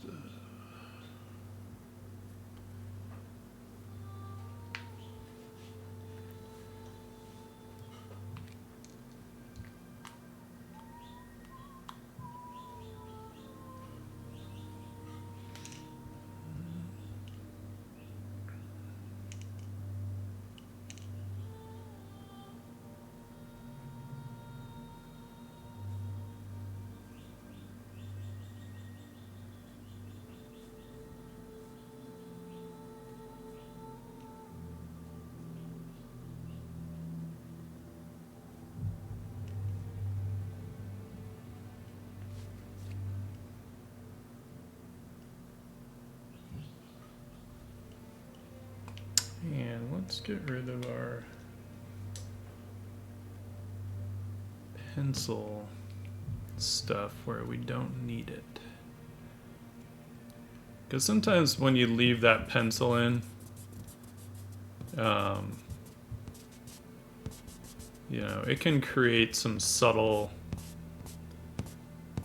compositional shifts that actually feel pretty good, but if you're not going to be leaving that in the final piece, then you know you don't want those distracting. You could, though. I mean, there's no reason you couldn't leave some pencil in there.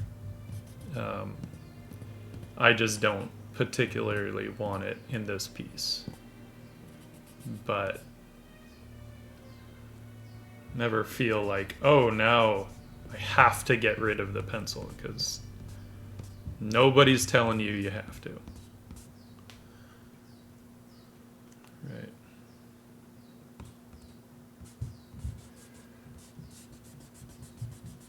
Sometimes we do things just because, like, that's the way you do it, and I feel like it's always a good idea to try not doing it that way and just seeing what happens, you know.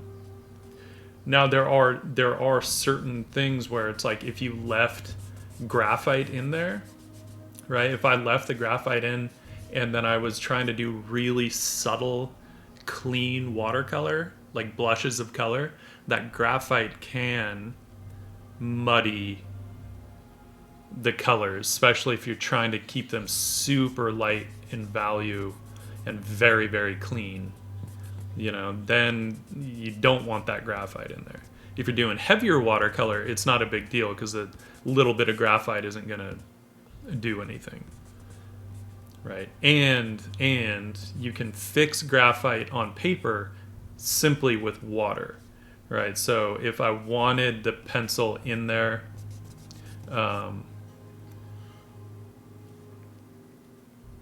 and was still going to do watercolor, I could just spray this with water, let it dry, right? Don't touch it, because if you start scrubbing, then you're going to scrub the graphite around. You could just spray it with water. I'd recommend laying it flat if you do that. Letting it dry, and then that graphite, the pencil will actually be fixed to the paper and it won't go anywhere when you put watercolor on it.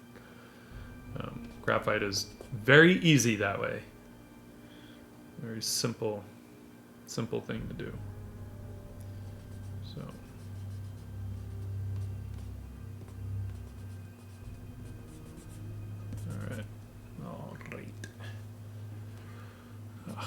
keep seeing all these little sections that I didn't get. All right, let's get some more of these heavy marks.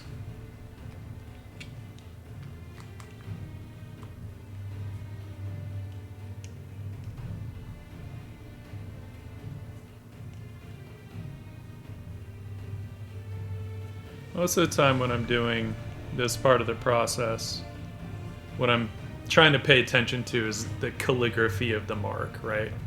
I don't want it to just be like a line, a uniform line. I want some calligraphy in there. I mean, that's kind of the whole point of using the brush pen, right? A brush of any kind is for that mark making.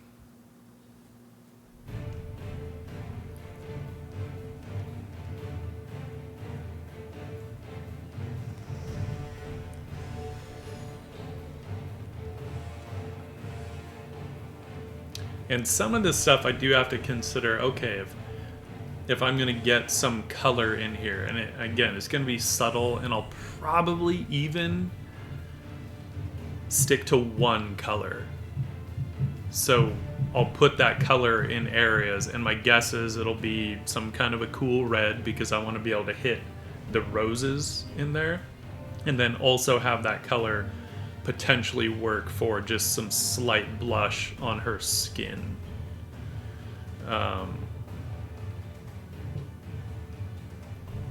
And then I want this drapery to just be basically solid color, and then I might bring in a little bit of textile patterning in there, just as a way to kind of frame her.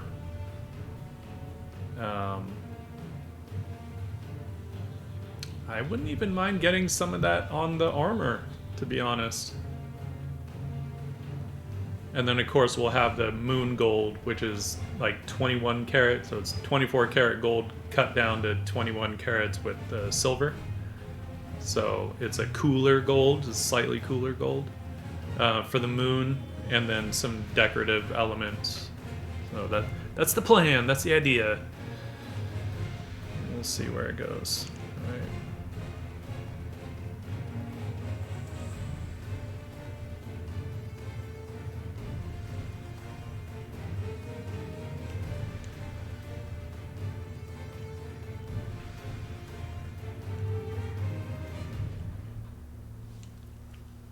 So I'm just kind of trying to think about, there are areas where I might normally put some heavier marks to kind of pull some things out, but I'm like, oh wait, no, if I'm gonna add some color, I can use the color as a framing element too. It doesn't have to just be with bold marks. And I can always put more bold marks in after the color as well. So right now it's mostly just making sure I hit those areas that I know I really want to.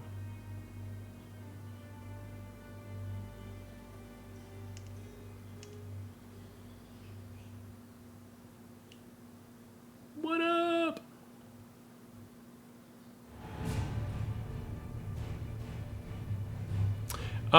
Yeah, actually, funny, because I had debated that pretty heavily.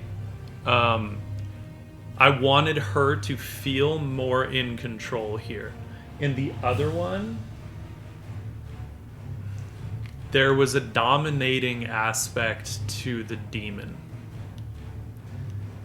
And it was doesn't quite fit the concept as much. Like, with this concept, like, the guardian demon really needs to be like serving her.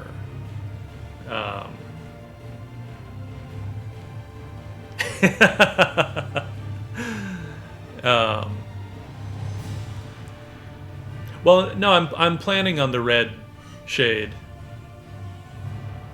Known Jester, don't worry. That's the idea. As far as a specific one, I'll end up mixing my own, because I'll have to kind of test it out and see exactly how warm or cool I want, So it'll be it's not going to be red. It's going to be more that cooler, so closer to like a magenta, but not like super saturated, you know. So that's something that I'll have to mix up and kind of see what I like, see what feels right. And yeah, Autumn, like I still love that first version too. It was just there was that aspect where I was like, like I really need her to, be the one that's like in control of this, but it doesn't make me love the smaller version any less. And, to be honest, there are probably things about that smaller one I like more, but part of that also just comes with kind of it's the immediacy of that, you know, where it is so much of it is very loose and stuff, but um, and it occurred to me that really I should have just done that one larger to begin with. you know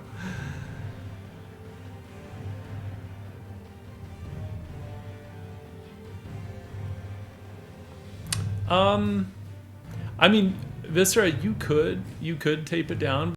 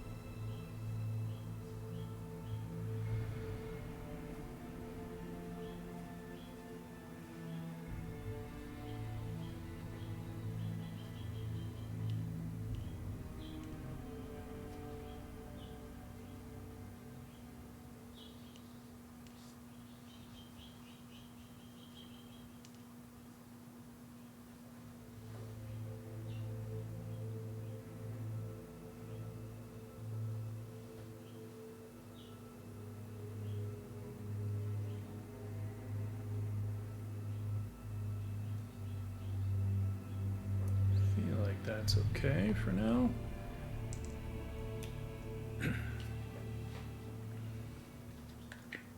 I think.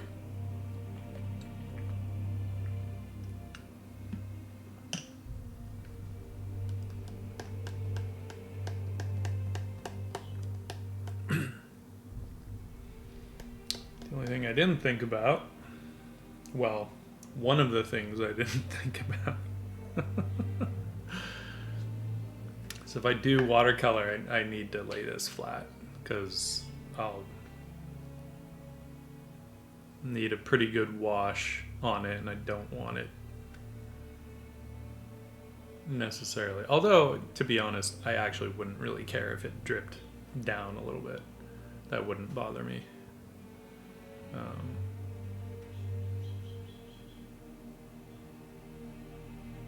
But I feel like I would probably want to lay it a little more flat.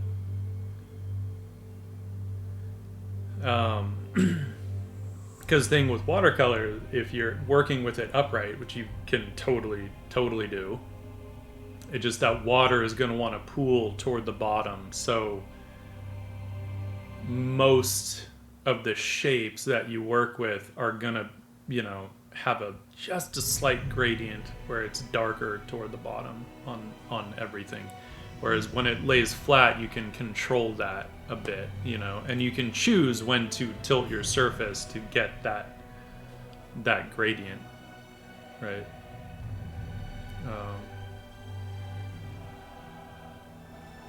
So I'm just debating how much of that I want to do. I think I actually want a few more marks. Some of this stuff feels a little random, and I don't want that. No randomness, right?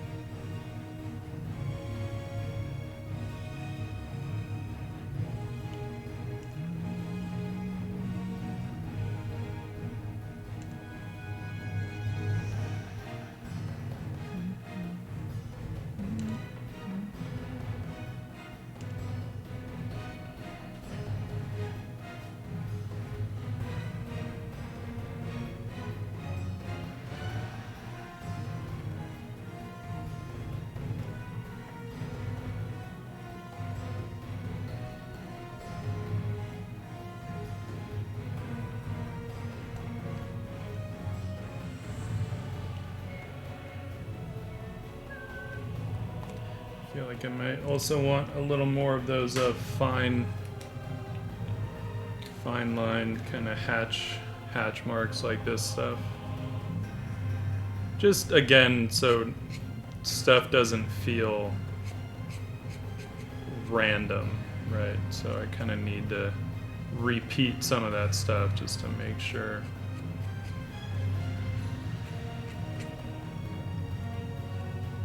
That kind of feels more cohesive.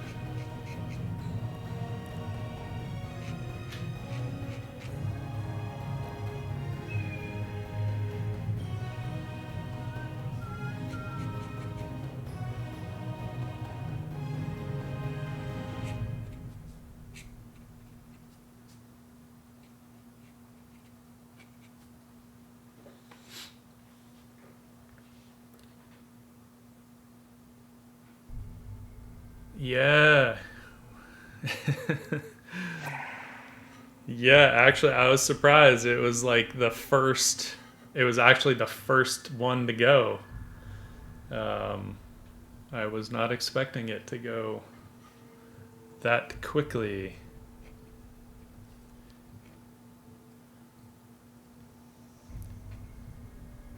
Whiskey, are you on Instagram?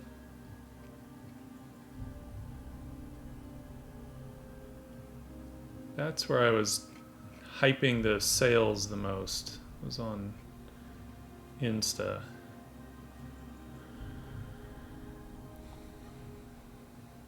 Yeah, I don't do much on Twitter. I might do a print of it. I did don't worry. I did scan it in very high res. Um, the only thing is the scanned in gold doesn't look that great. What I would love is to find a place where I could actually do gold foil on the print. Um, I just I haven't looked. I know there are some places in LA, one of which I stopped working with because they're just super annoying. But I know there are some others. I just need to kind of look into them. But it would be like a limited edition kind of a thing, because they're not print on demand, you know. So uh, yeah, the scanned in gold, it just looks kind of like it doesn't scan that well. Um, and I feel like it just wouldn't look good if I put like a solid color, you know, in that. It just wouldn't. It wouldn't be the same. So I would much rather find a print shop that could do the gold foil.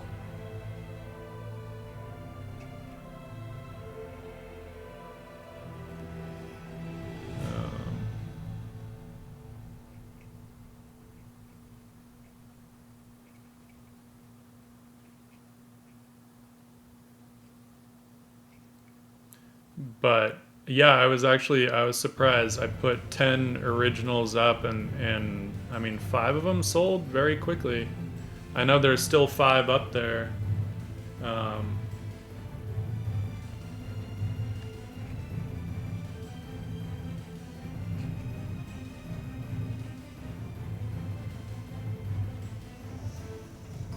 yeah, I want to say 3 of them sold like immediately, pretty much as soon as they went live, and one of which was that Guardian Demon piece.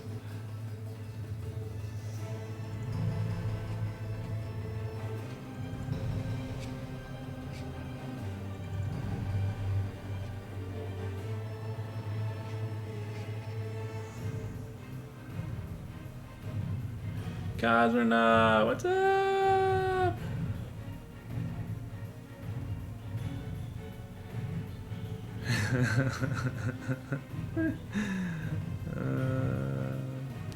How you doing?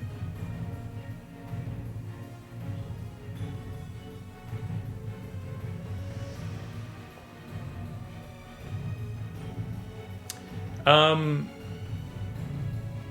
that's a good question, Joey. This is the first time I've ever done that. So I can't say what it has been like in the past. Um, Hello, Yo-Yo's Element. Yo-Yo's Element. Got that S on the wrong word there. Yo-Yo's Element. Thank you, thank you. But yeah, actually, there was a bit of that, Joey. I was surprised that the Guardian Demon was one of the first because it was also the most expensive, and then along with that, I was surprised that neither of the 2 little oil paintings went, because those are 2 of my favorites, right? Our little pirate dude and her, right? So her and our little pirate guy. Like I was surprised that neither of these 2 have sold yet. But we'll see. You know, I also need to kind of keep pushing it, reminding people that hey, I've got originals up. But I'm also working on figuring out the next batch. I'm not going to drop another 10 necessarily, but I'll probably put another 5 up there, and I'm not sure which ones yet.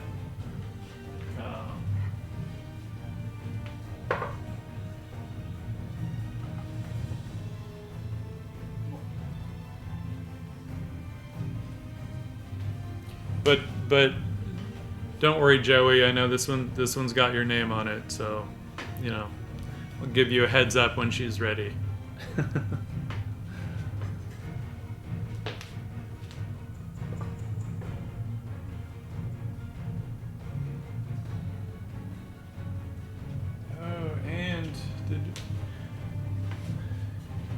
Did we see where, like, have we seen her on stream yet? I don't know if we have, with the silver leaf.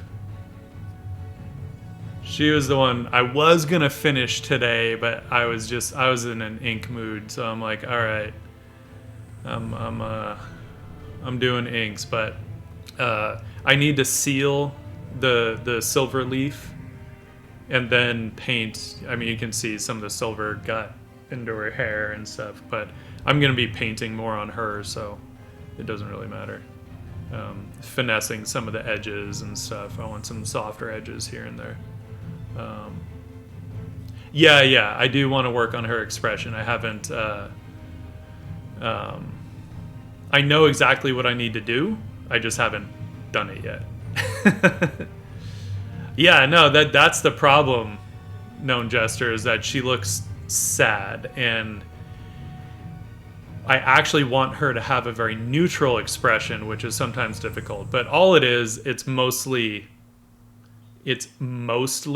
right here, right? Because it looks like with those shapes, it looks like her brow is like pulled up like that. So it's just finessing the light. I need the light to go down here a little bit more. I need to level that out. It's easy stuff. I just haven't done it yet. So we'll get there. We'll get there.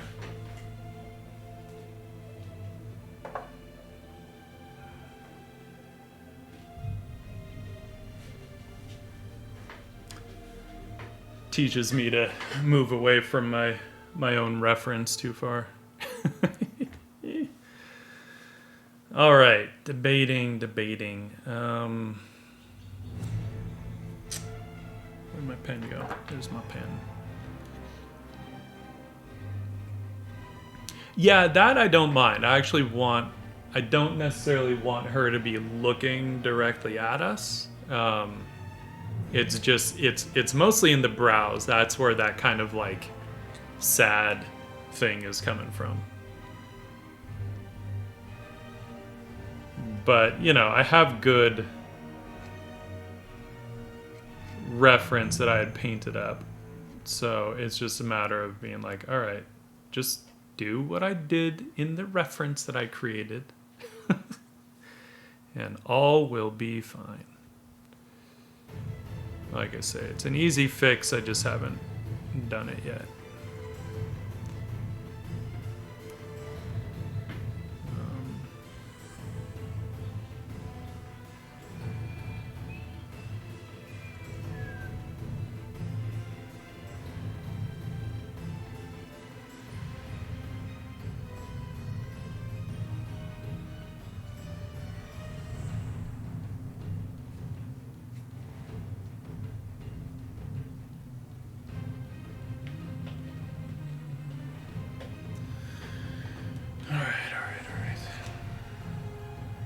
So, do I want to get into some color? Maybe. Let's move this stuff. Let's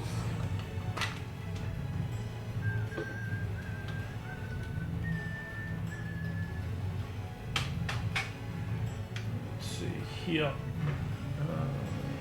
Water.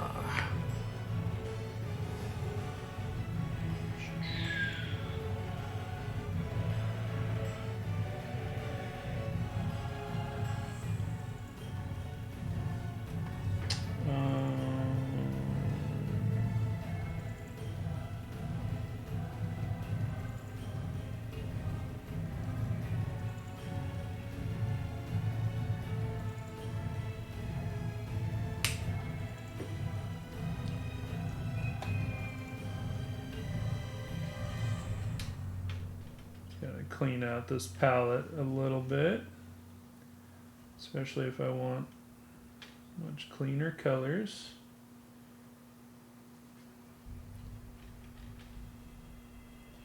Can't have stuff interfering. It's not always necessary to like clean a watercolor palette, but it kind of depends on the type of colors that you're wanting to achieve. A lot of times, like, I'm going for something a little more earthy, so it doesn't really matter that much if colors mix a bit, but in this case I don't want that, so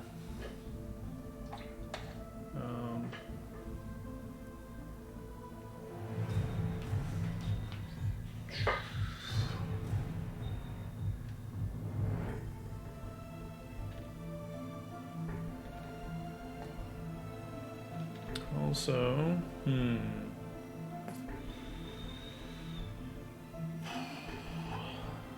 gonna need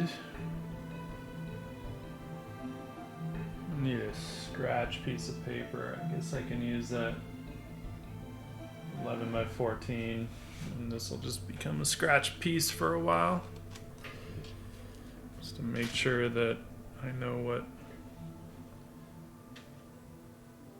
what kind of color and value I'm getting into, right?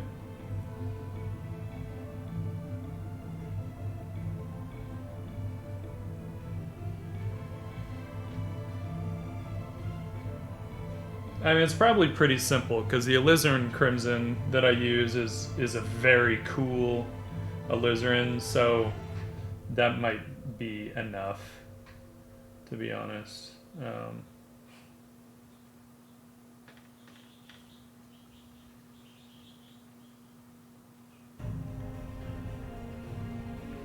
But I don't want it. That might be a little too pink? Nah, I kind of like it.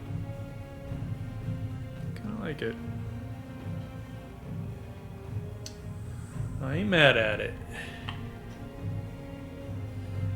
It looks a little hotter on stream. By the way, it doesn't look quite that saturated for what I'm seeing.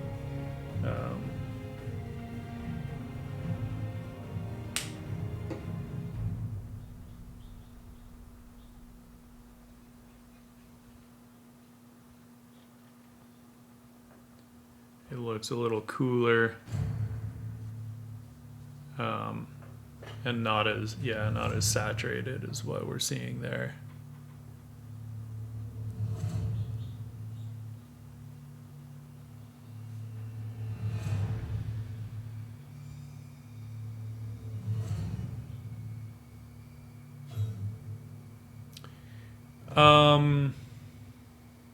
That's a good question, Joey. Let's look.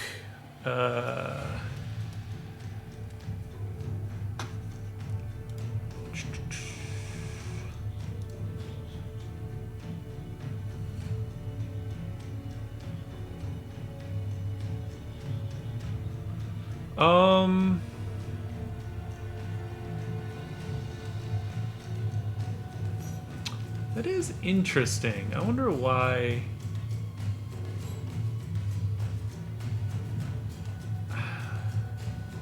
I feel like it's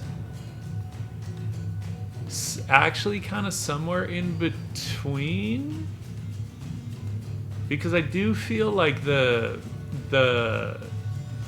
kind of umber color is a little hotter than what it is in the larger image.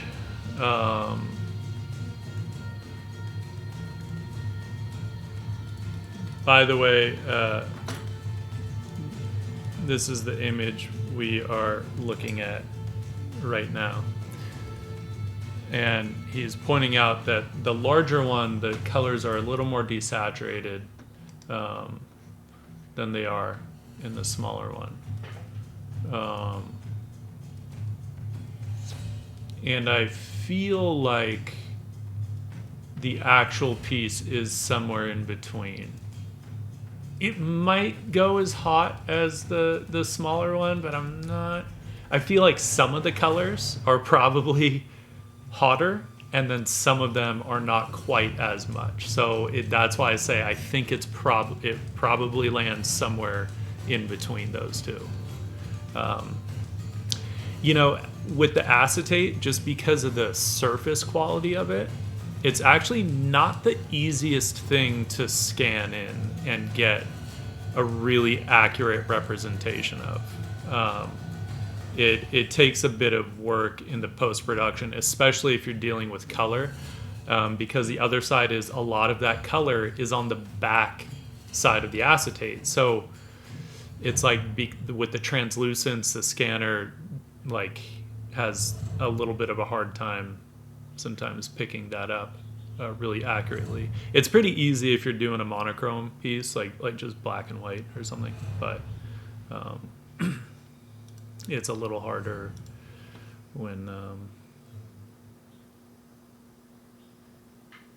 you have the colors, because the colors are also pretty subtle, right? Like they're not super bold colors, so they are a little more subtle. But anyway,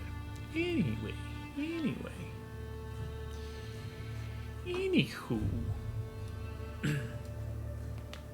Yeah, that's crazy. This looks really like pink, and what I'm seeing is not like that pink. So you're just gonna have to trust me on that. I wonder if it has anything to do with the white balance, because I did not technically do any kind of like actual white balance.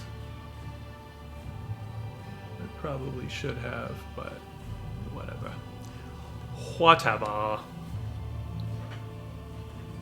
Oh, a damn mosquito bite on the back of my arm. Old bastards.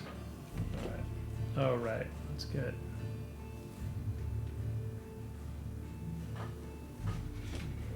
Keep this here. All right. Well, best way is just start simple. Oh, I was about to start on parts that you guys can't even see. All right. Brand of watercolor is I'm pretty sure it's all Daniel Smith. I like their colors, and I feel like they do. No, not that low. Stay. There. All right. Yeah, I like the quality of their colors, and I like their range of colors a lot. So, I tend to use Daniel Smith for all things watercolor. I use Holbein for all things gouache. And then I use mostly Williamsburg for all things oils. I have a few colors that are not Williamsburg, but some of those are just because I still have them and I just want to use them up. And then some of them, like olive green, Winsor Newton still makes the best olive green. So despite their other colors being kind of blah, but their olive green is great. And I do like their permanent alizarin crimson as well. But everyone else for some reason makes like a opaque olive green, and it actually looks like, you know, an olive, and I don't like that particular color, at least for the way that I tend to use olive green. So, yo, Skullbashira, how you doing, man? Thank you. You guys, if you don't follow Skullbash, you guys are crazy, because you should. Absolute badass. Great ink work. Lovely, like, just awesome design shapes. Super cool.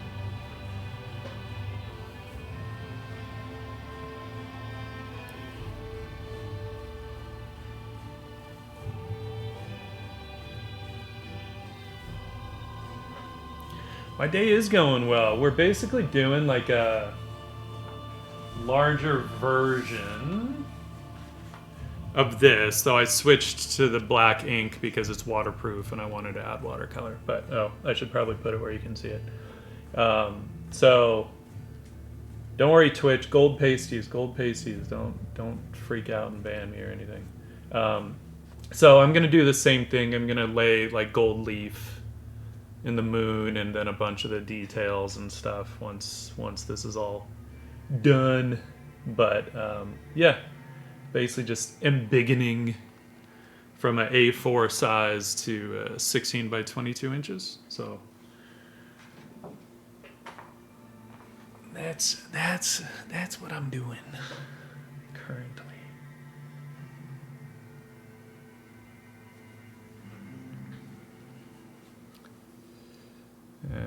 But I love the pink accent and stuff in that original piece. So we're running with it, pink and gold, man, pink and gold. Although this is a little, although it looks pretty good up there. For some reason on here it looks way hotter, and I don't know why. Because on stream it looks like really orangey pink, and in person it's not that at all. It's like more desaturated and much cooler. So thank you, Matsia. I appreciate that.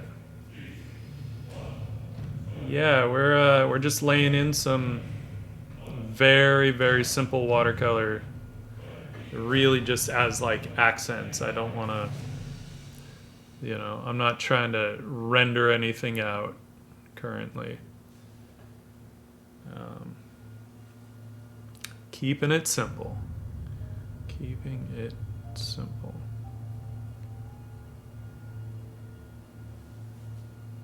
Yeah, different paper. Because that one, the smaller one, is in my Moleskine, and this is on Saunders Waterford watercolor paper.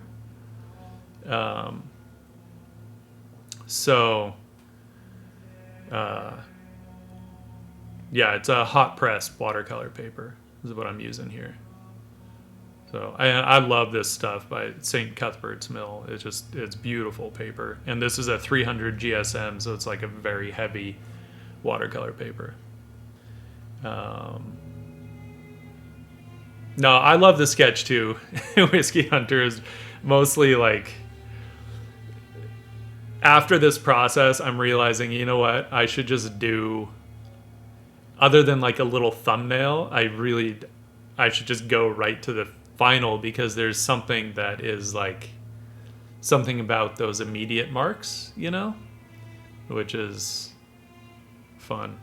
Matsia Das, yeah, over the ink drawing, because this is waterproof ink, right? I'm using the platinum carbon ink, so it's all waterproof. So now it's just laying in some very simple colors.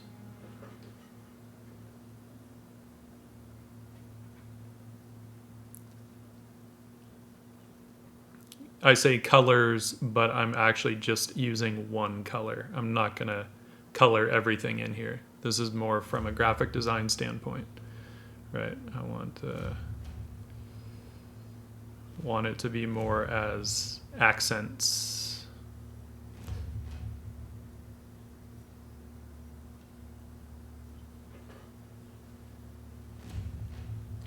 And we'll see. I may punch up the color a little bit, but I prefer to have that option, so I'm gonna keep it light for now, because I also enjoy the subtlety of it.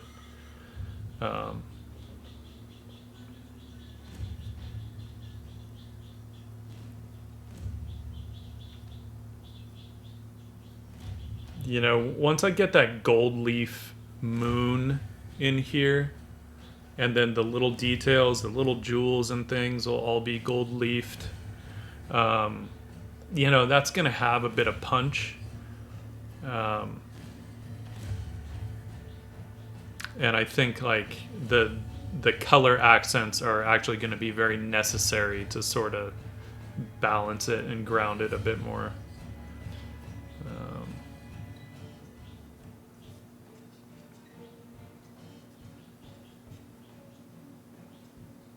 Oh, I'm getting out of the camera zone.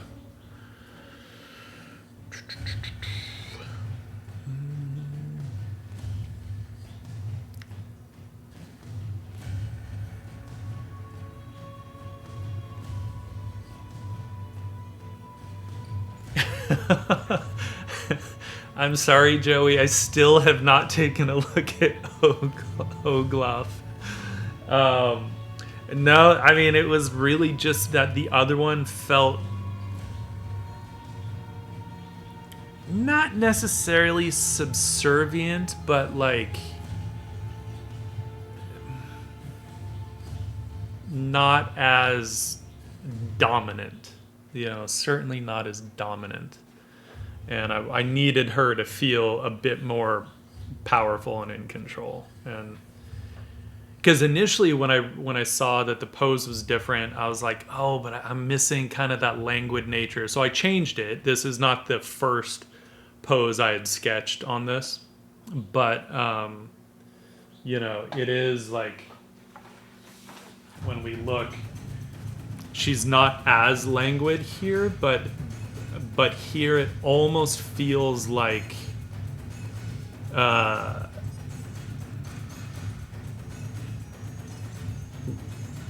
he feels a little more possessive from a domineering standpoint, right, in here. And it's not bad. It's not like she feels weak per se, but there is a little bit of a I don't know. It didn't quite nail the concept that I was going for. So I had to change it. Still love that small sketch though. I really do.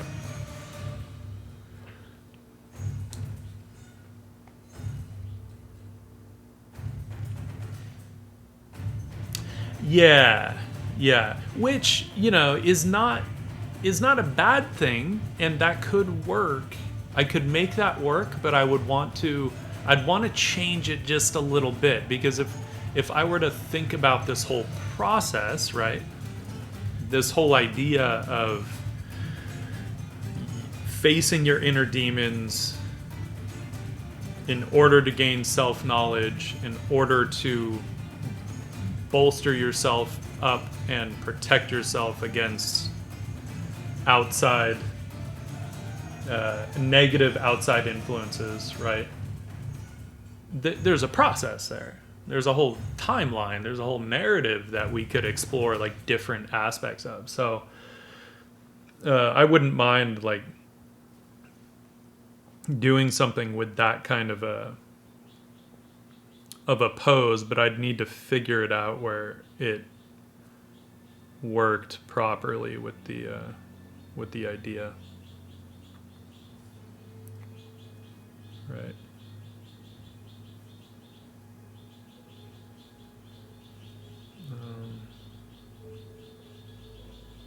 I do think I want, because we're gonna do the cloak that she's wearing, gonna give that a nice kind of solid shape, and I think I do want his armor, or its armor. Genderless demon, non-binary demon.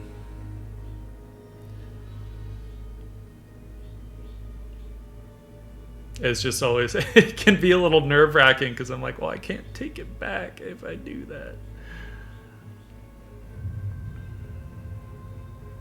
But it's okay because I actually really like how it looks on the larger one. So the horns, the sword, the armor. And the nice thing is, you know, once I start doing that, it almost takes the fact that it's pink out of the equation, right? Because it's no longer, currently we're reading it as like, oh, right now it's just these flowers that are colored, right? But as soon as we start coloring things that are not typically that color, it becomes more of a graphic element and less about, like, you know, the color pink. And I just happen to think this color looks super rad with the gold. So we're gonna do it. Nothing for it, but and you know what's funny? Years ago, I think like earlier 1900s, pink was actually considered a masculine color because it was considered a very hot, like warm, fiery kind of a color, and it was considered masculine. And then at some point, and blue was actually considered more feminine. And then I think it was just a marketing thing where they decided to switch it up, and it's been considered a feminine color for a long time now.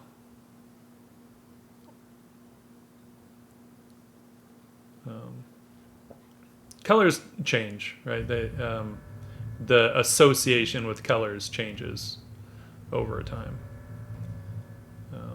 You know, I'm not one to like wear a pink shirt per se, just because I'm not a fan of them. But I think it doesn't have to be like a very feminine color.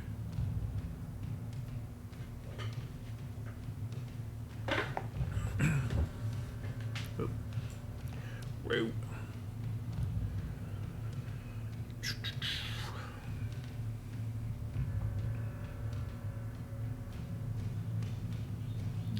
The best way to do some of this stuff is to just tackle it in sections, right? If you want it to be flat, if you don't mind some mark making, some brush marks and stuff on it, then you don't have to do it that way. But if you want the color to be flat and, you know, smooth, or like smooth gradients or something, you know, it's just best to tackle it in manageable shapes.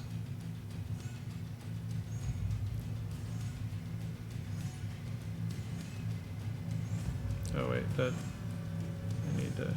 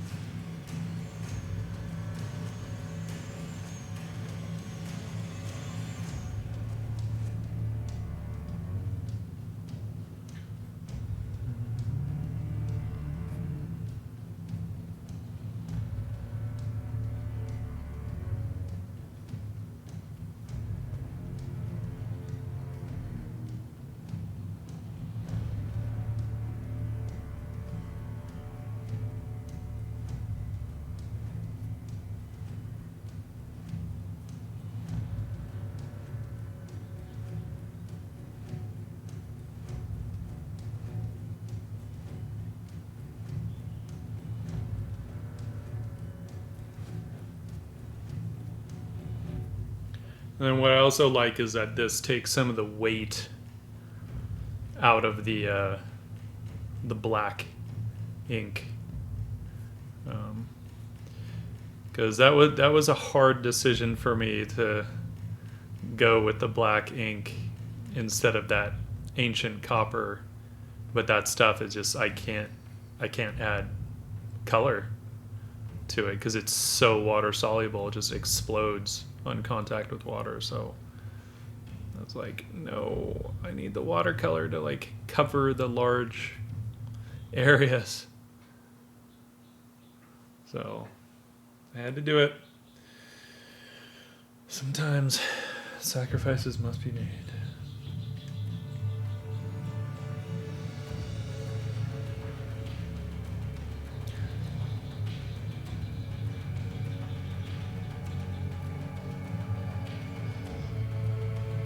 Nice, yeah. I do like that pale rose. Do I ever use gouache? I do use gouache, actually. Though I don't, to be honest, I don't tend to use gouache in the typical way that gouache is used, right? So I tend to mix gouache with watercolor, is how I like to use it. Because I like having the transparency of the watercolors. And then I'll use gouache in the lights where I want things to be opaque. But yeah, I love gouache. One of these days I will actually use gouache in the proper way.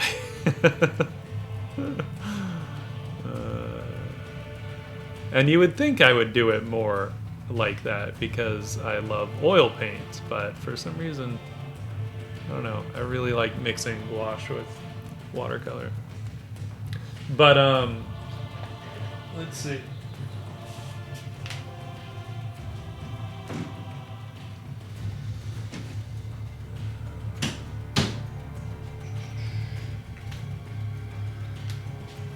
Let's see where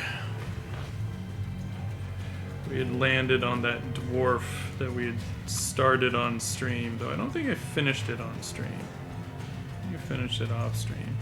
But like this guy is, you know, there's a lot of gouache in there, gouache and watercolor. Right. Mix of both. So.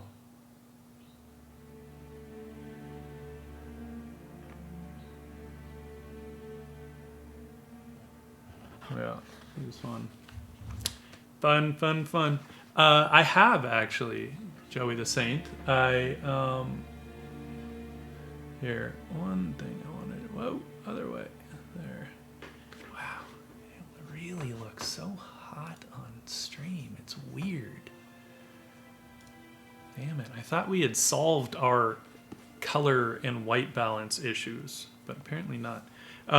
Yeah, so I had taught for a few semesters at Laguna College of Art and Design. I was teaching basically a sketchbook class there in the video game department that they have. And I enjoyed it a lot. It was just the commute was crazy, and then I was having to kind of turn down work because I was freelance at the time. And I was having to turn down a little too much work. And after a while, at that time, I was like, hell no, I've got a ton of student loans to pay. I can't really turn down work anymore. You know, it was basically to the point where when it got to the point that I turned down a job, a weekend job, because I would have needed Friday, Saturday, and Sunday on it. And I taught on Fridays. And we were, I turned down a weekend job that would have paid me more than the entire teaching gig it did. Yeah, that was like, I was like, all right, I'm done after this semester. Skull Bash, no, actually, no one asked that. I did it the hard way. And I literally just redrew it because it's not a 1-for-1 transfer, and I knew it wasn't gonna be. And the way that I tend to draw is I do a very loose pencil drawing, and then I detail everything out in ink, right? So it wasn't like I sat there and detailed out all the flowers in pencil and then, you know, traced over them again with the pen. It was literally just like super loose indication, and then basically just made up the details as I went along, which is how I tend to draw. So, you know, it worked. You know, it works for me, and I've never been able to do like a really tight pencil and then ink over it. Even as a kid, I would get really bored with it, and so for a long time, I was like, I don't like inking. Like, I hate inking. I don't understand it. And then when I stopped doing it that way, when I started like leaving some mystery in the inks and stuff, then I was like, oh, actually, I really like inking. Yeah, so it depends. There are ways. A lot of times, I'll do it that way. If it's something that needs to be more specific, I'll just scan something in, blow it up, print it out, transfer it. Put graphite on the back and transfer it that way. Thank you for that. Hydrate.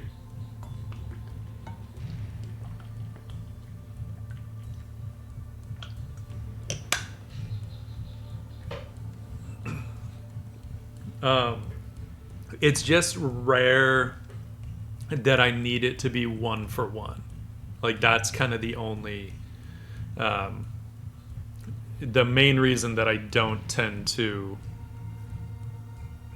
like rely too much on transferring exactly what I have drawn already.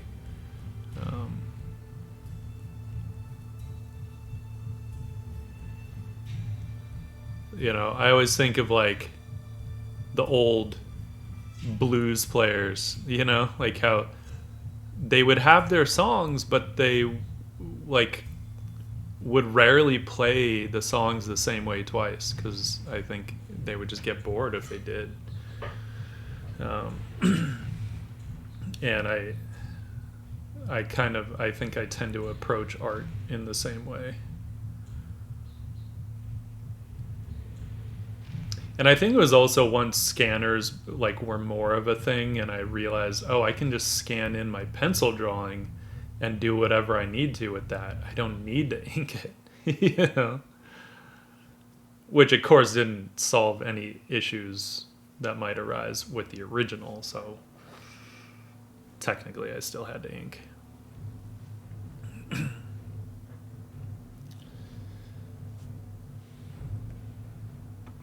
Gaijin the Alien.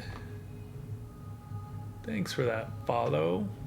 Also, Skullbash, I didn't thank you for the follow. Thank you for the follow. I had someone telling me I shouldn't try inking because I didn't have the quality for it. Nowadays, I discovered that exact same thing. I fail on inking if I try to follow my pencil lines.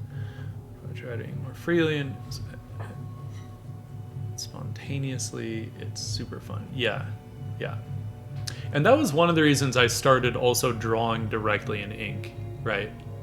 Because, I started that with just little thumbnails, and because, like, who cares if you mess it up?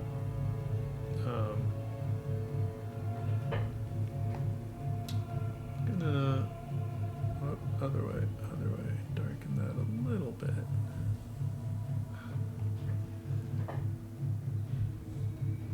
Yeah, it really does. It really does. And, I'll do that oftentimes when I find myself. It's not as much of an issue now because I don't do as much pencil drawing at work as I used to. But there were times with pencils I found myself starting to just use too many lines and too many marks. And so I would go back to doing a lot of ink drawing to kind of get back to doing something more deliberate. And that always helped. Hello, Alt Valorous. How's it going? What time is it? 3:08? Alright. We're good on time for now.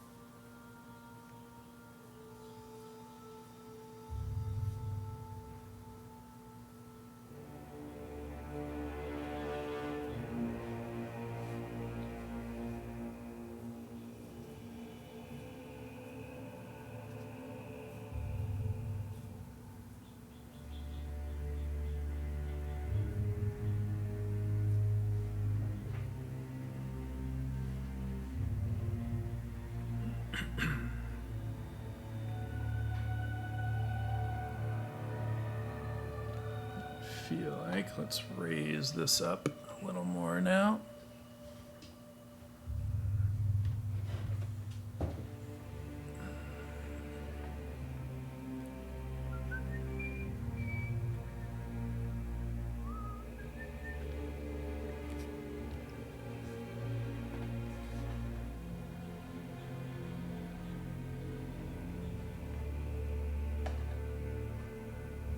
Hit these other spots.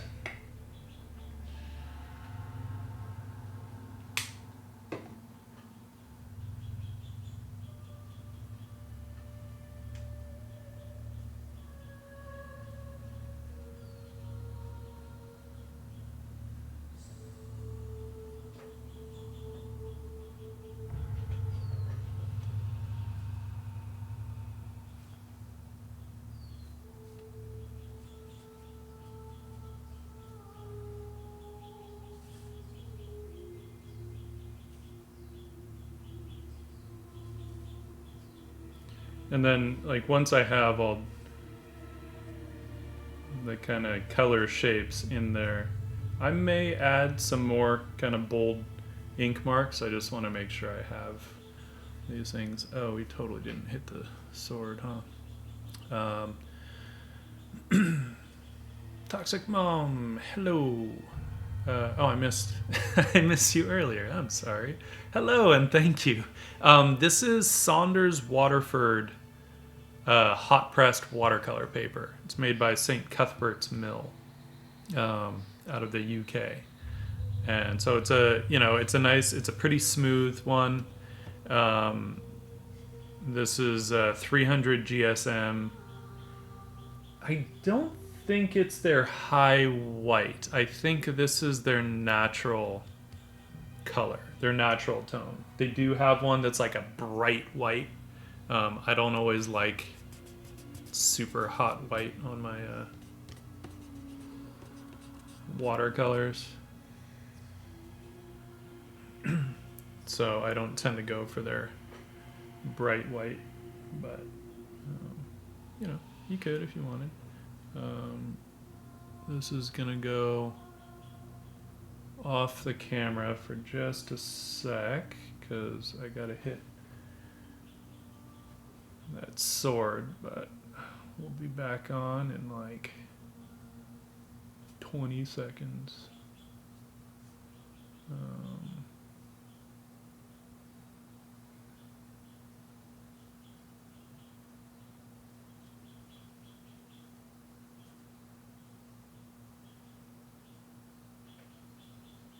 Okay, a little more than 20 seconds maybe.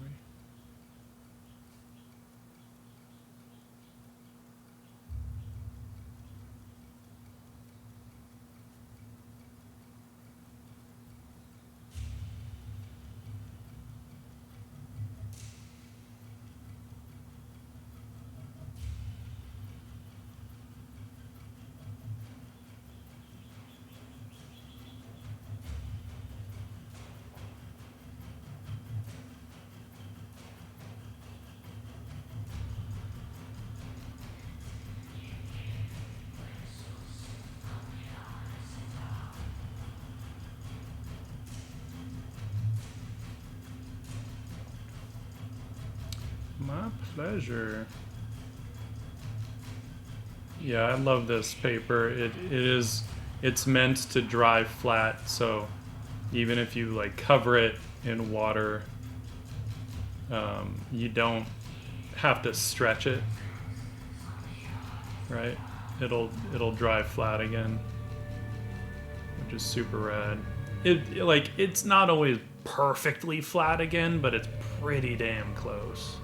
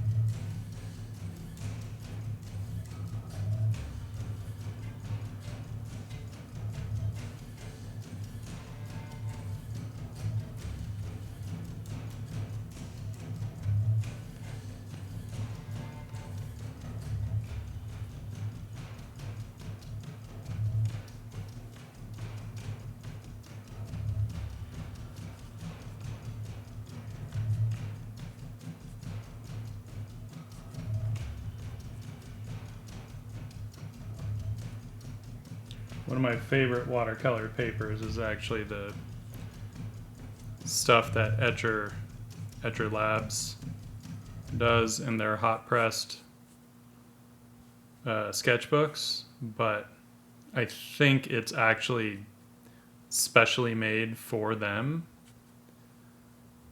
I think they work with a local manufacturer or something out of Australia. Local for them.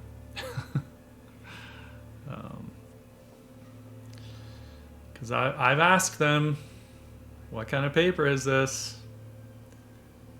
And they just never really answer me, and I've researched the hell out of it, and I'm pretty sure it's a custom thing.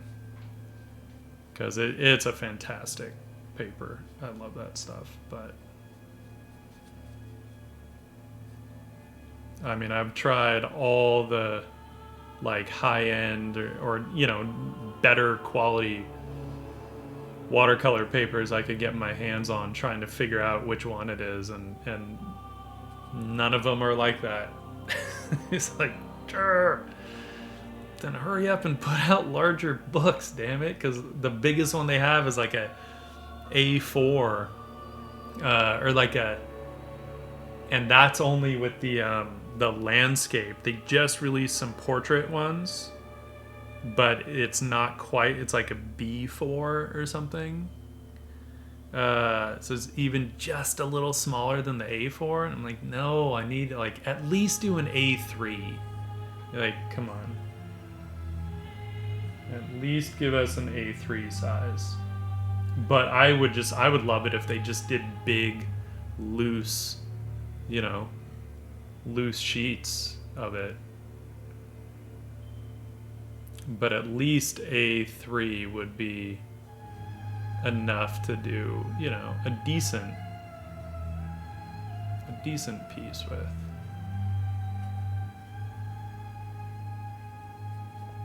I prefer to just have larger sheets, and then I can always like cut them down if I feel like I need to, if I want to do something smaller.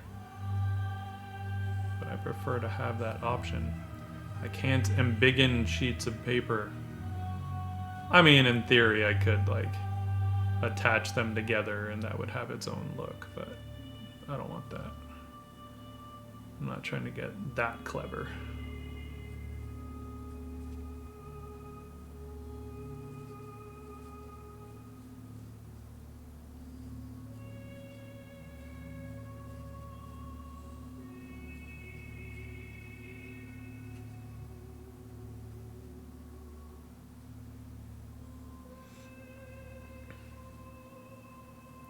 I haven't really gotten into canvas paper too much.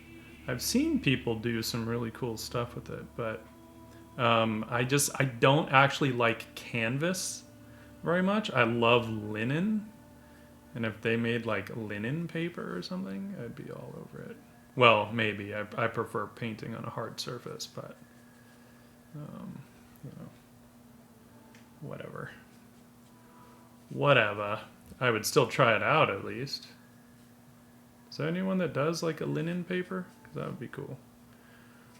I haven't looked. I always go for panels, either mounted on gator board or birch or MDF.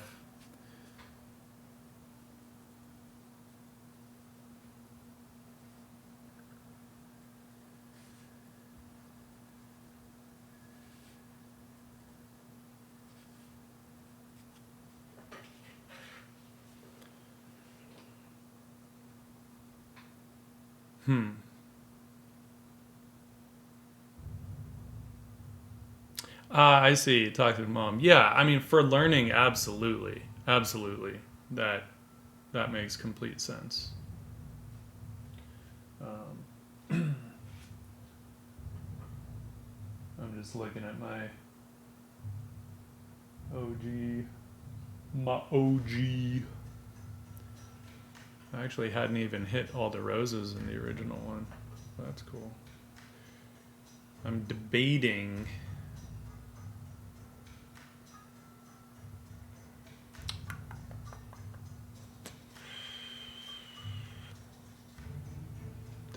hit her hair as well. Maybe. I might actually go a little darker with that too, if I do that.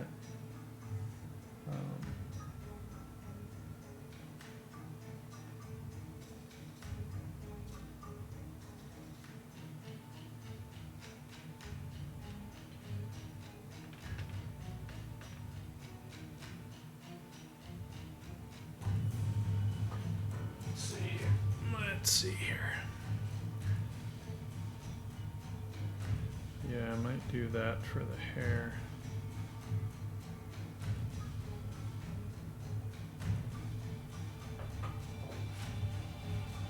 I don't hate that. Oh, you guys can't even see the hair. The only downside of working on something this size. Because I thought, well, I could pull the camera back, but then like you wouldn't be able to see any of the details. So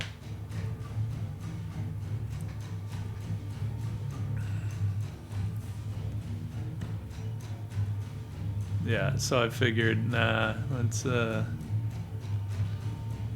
be a little closer up on her.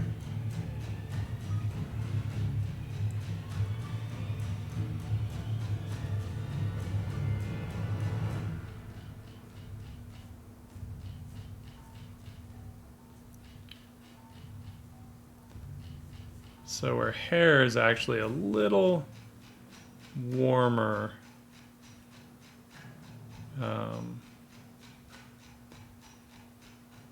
Just so that there's some separation without needing to get like complex with the colors, because I don't want to get complex with the colors. That ain't what this is about.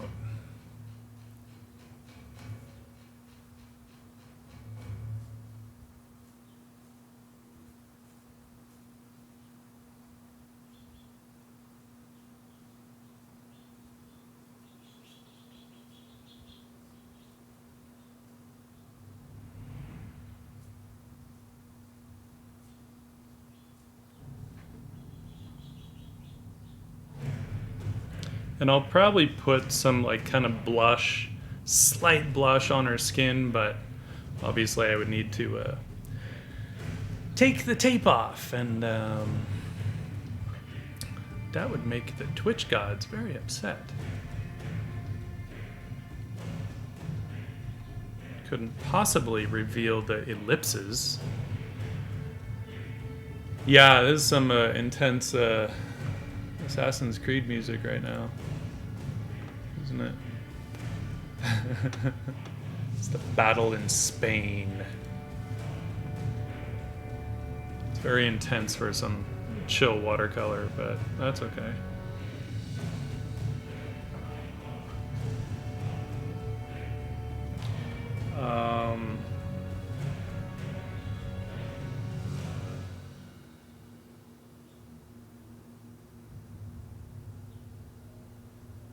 I keep debating if I want to hit any more of the flowers and stuff, but I feel like I'm going to need to get the gold accents in there to then see if it needs more. I don't want to overdo it. I'd rather have it be understated.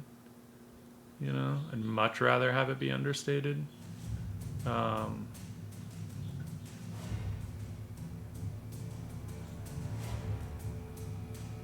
I'm not really into overstating shit these days. Yeah, it makes Twitch twitchy.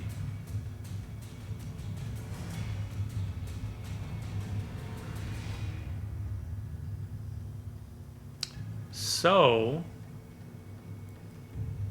it looks like we might be done for the day.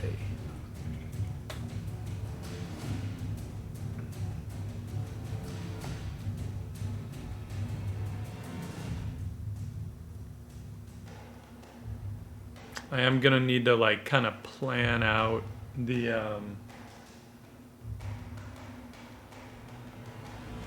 areas, because you know when you get into these like really fine lines with the gold, you generally you need some breathing room in there. You can't You could go right up to the edge, but you'd be asking for trouble. And then, you know, what I need to do is basically just take this is like one of those sculpting tools I use for like eyeballs, you know, where it's that little sphere, but then the other end is, you know, good for whatever kind of mark making, carving. But I'll use this to kind of create a bit of an indentation in the areas so that the adhesive kind of just goes to that point. It just acts as a little barricade in a way. Makes it a lot easier. So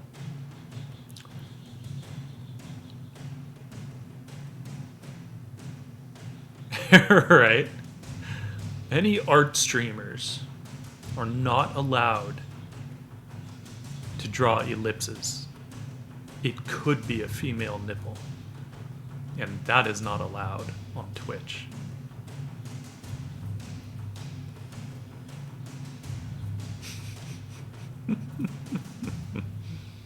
It's so dumb. So dumb. All right. All right. I think I feel like this is I think this is it for today. Anything else would involve more time than I have right now to get into. So I think this might be...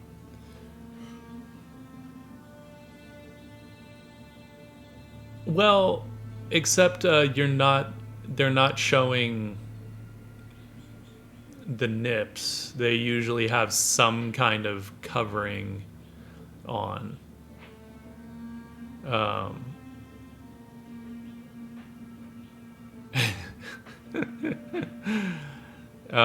And usually, like, yeah, they have some kind of, you know, some kind of covering, which is why, like, this is okay, you know.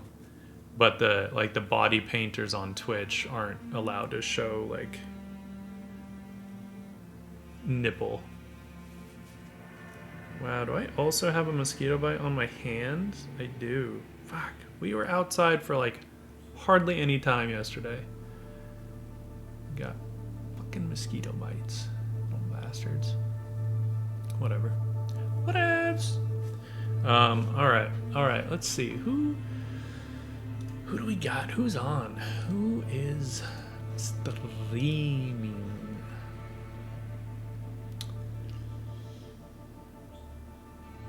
A bunch of people. Bunch of folks. Got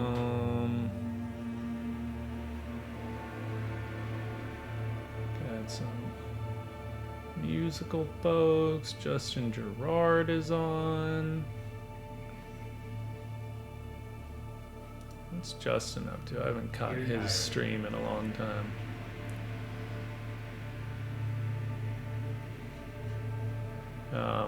Sorry, we have to wait for a damn ad. My pleasure, Viscera. My pleasure. Oh, I just wanted the full, like, 30-second ads. Grr. I can't get mad because I never do an ad roll on mine, and I should, so that people don't have to sit through this stuff. But I don't even know what he's doing. Convention survival guide. Oh, he's just talking about going to conventions and stuff. No. Love you, Justin, but no. No. Whoa, what's Coldburger doing? Some craziness. I don't even know. I don't even know what this is. Coldburger Arts being crazy. And we got Annabelle. Okay. You could do that. She's rocking some elf stuff.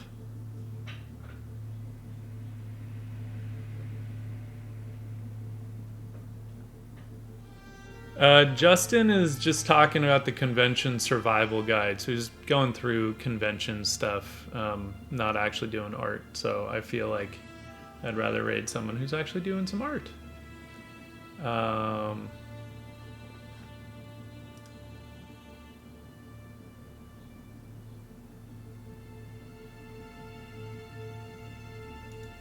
So let's try Annabelle. Just doing some elven warriorness, and I'm always down with that. I'm always down with that. So thank you all for hanging out and joining me on this ink slinging adventure. Keep y'all posted with where this goes. And if I end up streaming more of the process, we will see.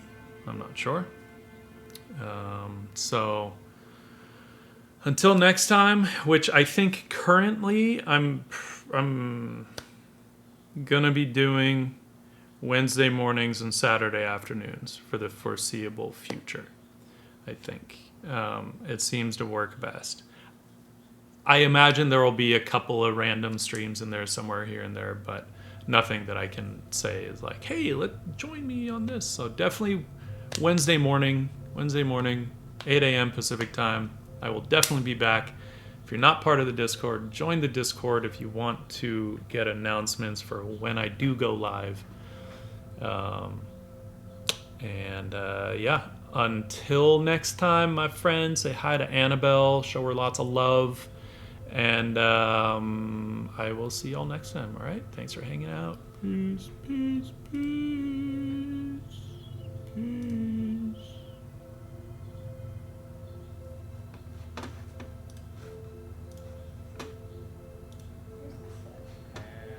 Um,